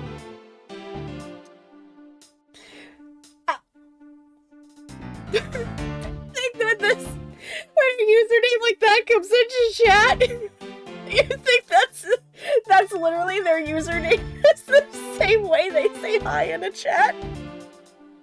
Great, thank you for the gift sub for Knife to Micha. And I believe it is my duty to point that out to Agent Shina. Okay. The knife wound on the body is consistent with the blade of the knife. The knife with the butterfly handle is the murder weapon. Do I present it here? Is it here? Yes. Okay. I've got it.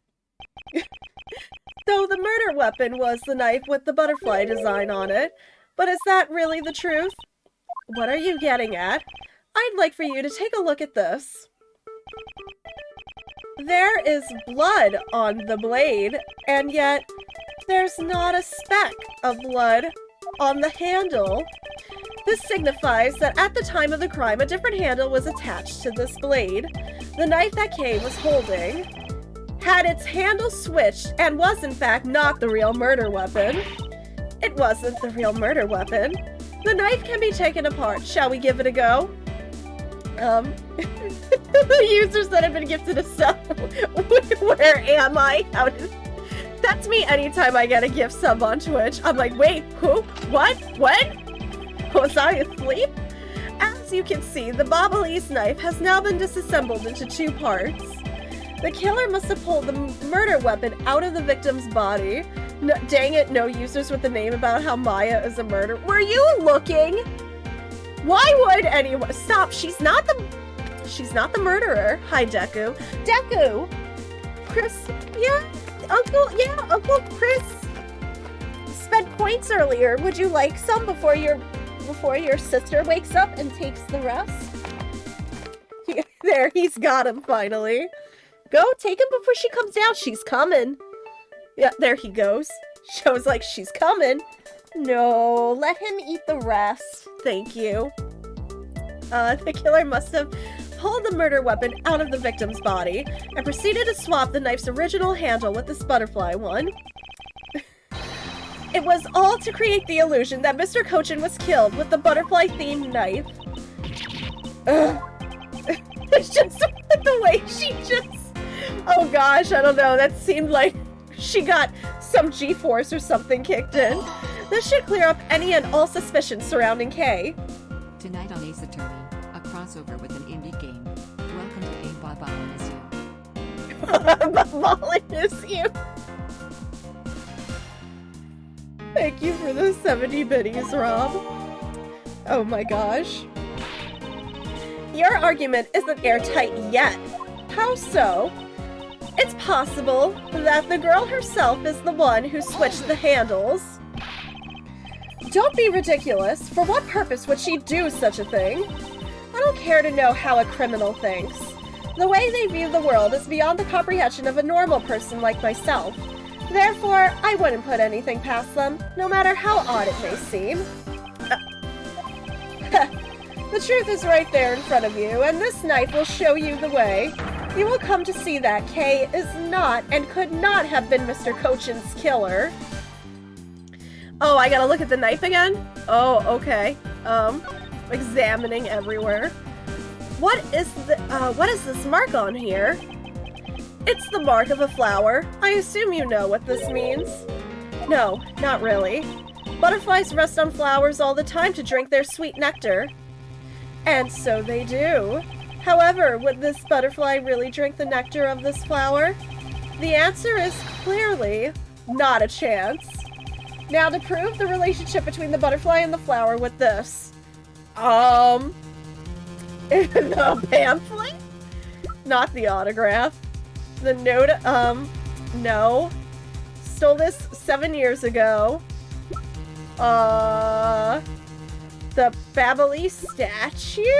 It's not the badge, Grant! It's not the badge! I was about to yell at Tylenose for the record. I saw it was you. No! I don't know what it would be. The knife handle? I haven't... Tylenose, you can't yell at me. I'm just used to it. The blue badger is not... The blue badger doesn't count. It's not involved. This was the first thing I thought of. I don't know. This was the first thing. Is it? You can't be serious. Did I actually guess that right?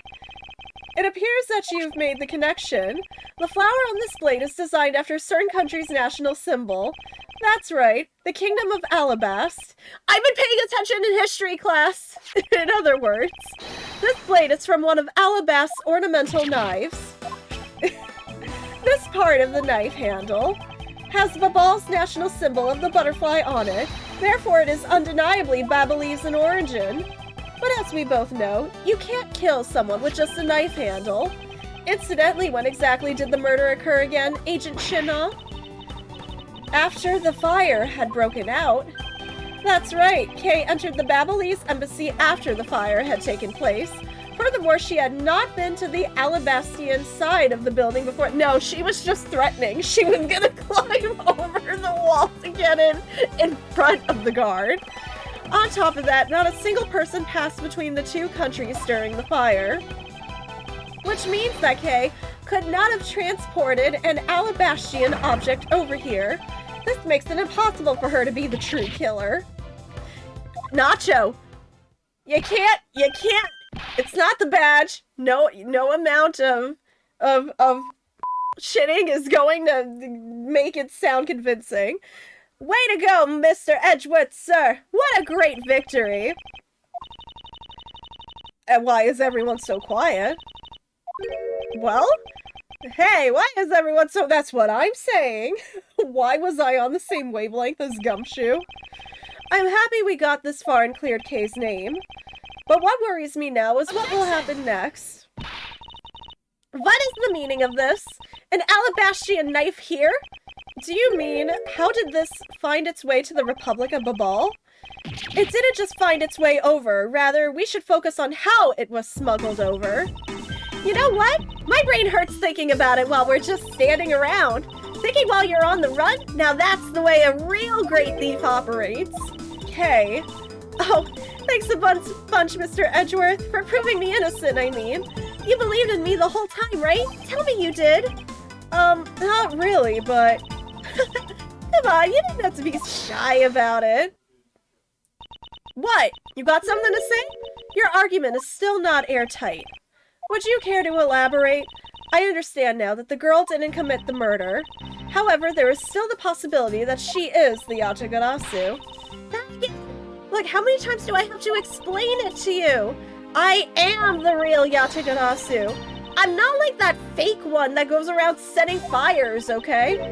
Whether you're the real deal or a fake, it doesn't really matter. All I have to say is this. I have my suspicions that this girl is the one who started the fire. She wouldn't! Preposterous. On what grounds do you suspect her of such a thing? Have the firefighters actually come in and deduced if it was an accident or a man-made fire? You can't even prove that part yet. The fact that she calls herself the Yatagarasu, that in itself is the most elegant proof. Miss Shina, yes. I have no intention of taking back any of what I've said. I am the great thief Yatagarasu, and I refuse to allow some imposter to claim that name as their own. The path of justice that my father pointed me towards, I will walk it the best I can. It's not good to be so stubborn. I hope you can understand that. Thanks a lot for the concern, Miss Shina. Let me share something with you too as a token of my appreciation. Those sunglasses totally do nothing for you, so I'll steal them from you next time, okay? What? She wasn't. Well, I guess we'd better get going. Going? To where? To the Kingdom of Alabast. If we don't go, we won't know for sure, right? I suppose not. We won't get anywhere simply by standing here thinking. To see where the Alabastrian knife came from, we'll have to pay the Alabastrian embassy a visit. Let's go, Miles Edgeworth. As you are my subordinate, I will not tolerate you bringing the investigation to a halt. Understood. Murder and arson and and the worst of all, jaywalking. As a New Yorker, as an ex-New Yorker, that is truly a crime in of itself. Alrighty. Okay, what are you doing? I'm like, listen, at least she's sticking her ground, but she definitely might want to be quiet. Yes, I did censor. Wait, did I not censor the whole thing? Did I only just censor the bull? Did I censor the bull? Oh no, did I censor the wrong word? Anyway, y'all, this is a very good stopping point for the night. I censored the wrong part. Oh no, what have I done? Wow, I messed up my job. I messed up my job as a streamer. What am I doing? I mean, that's not... I didn't censor the no-no word. We're gonna give the game a quick save. And this is where we are going to call it for the night. I'm gonna do the save here. And there we go. And this is a perfect spot. Thank you guys so much for stopping in tonight. I will be back tomorrow with some Kirby and the Forgotten Land. And then we will be back to more Ace Attorney on Friday night. But thank you so much, everybody who hung out with us tonight. Thank you so much to Grant for the raid. Thank you guys so much for just chilling with us tonight and everything. I, like, really super needed it after that talk with my father earlier. Because I was, like, beyond levels of stressed out.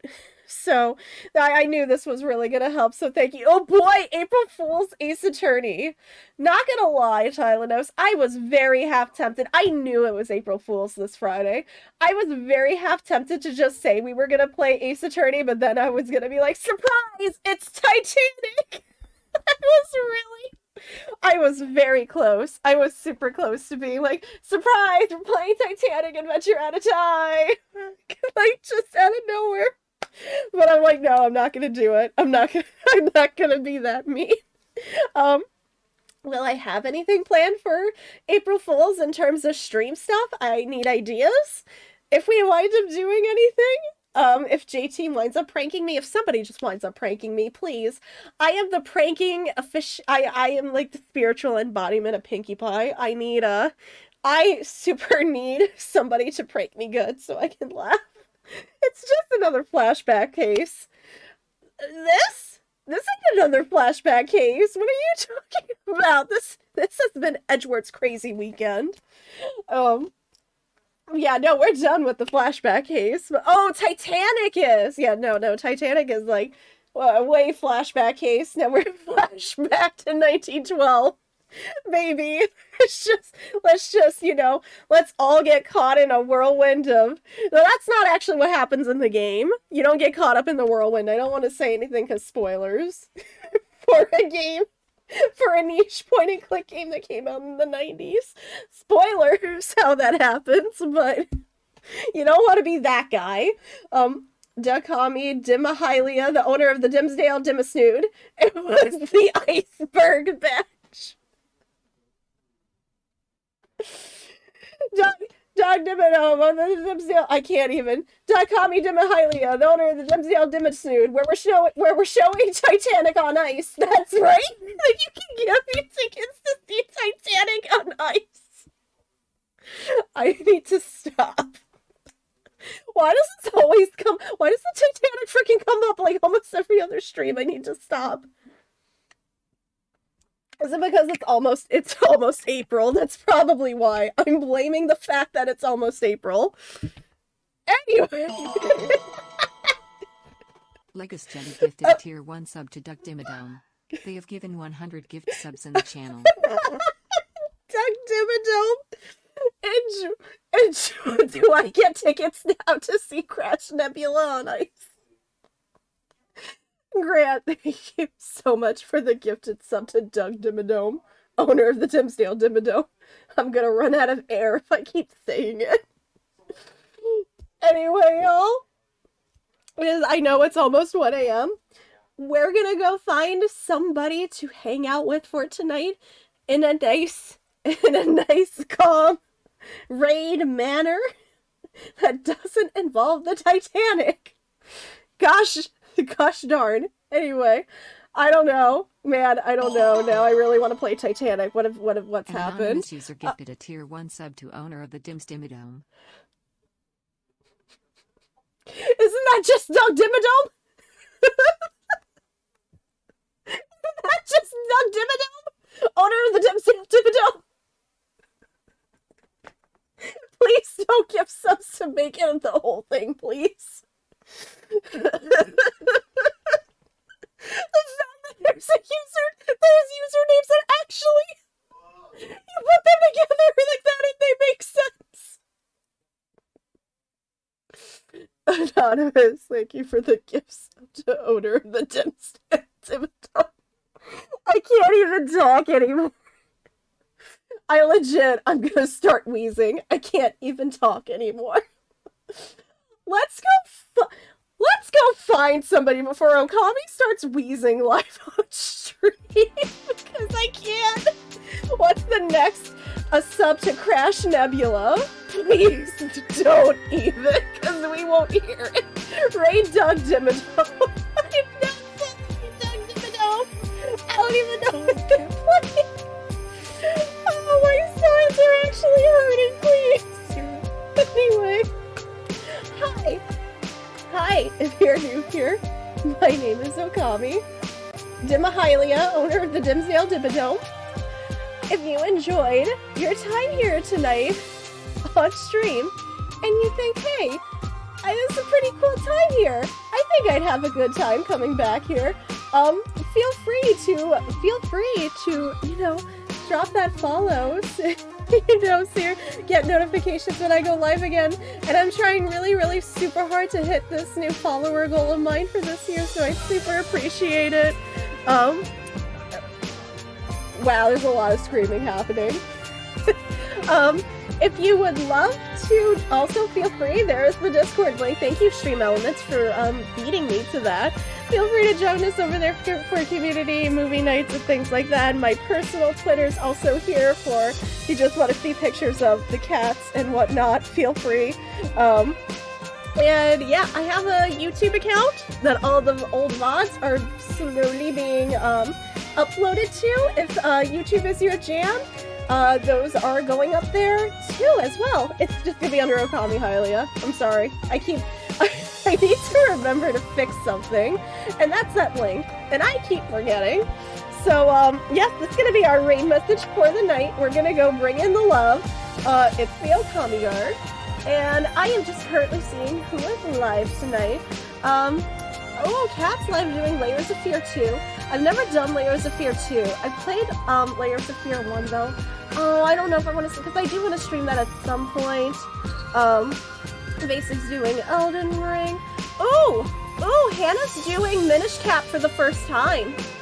Oh, let's go say hi to Hannah. I love Hannah. Let's go say hi to Hannah. Hannah's like really super wholesome. And hi, what's up, Kinstone team? Let's go watch some Minish Cap for the night. Like I said, first time playing, so remember, no spoilers. But yeah, I'm really super excited on the original hardware too. Okay, so it looks like Hannah's made some progress. This is night 4 of Minish Cap, so I know where Hannah is. Okay, so yeah, I love Minish Cap. Hi, super underrated Zelda game. Don't at me. Hi, I can talk about Link's hair. Stream's over. I can talk about Link's hair now. Anyway, guys, I will see you tomorrow night for more Kirby and the Forgotten Land. And then Thursday, again, maybe stream, maybe not. Depends on D&D. And also how I'm feeling. So maybe not, up in the air. But we will be back to Ace Attorney on... I promise it won't be Titanic. Unless y'all want to see Titanic for some reason.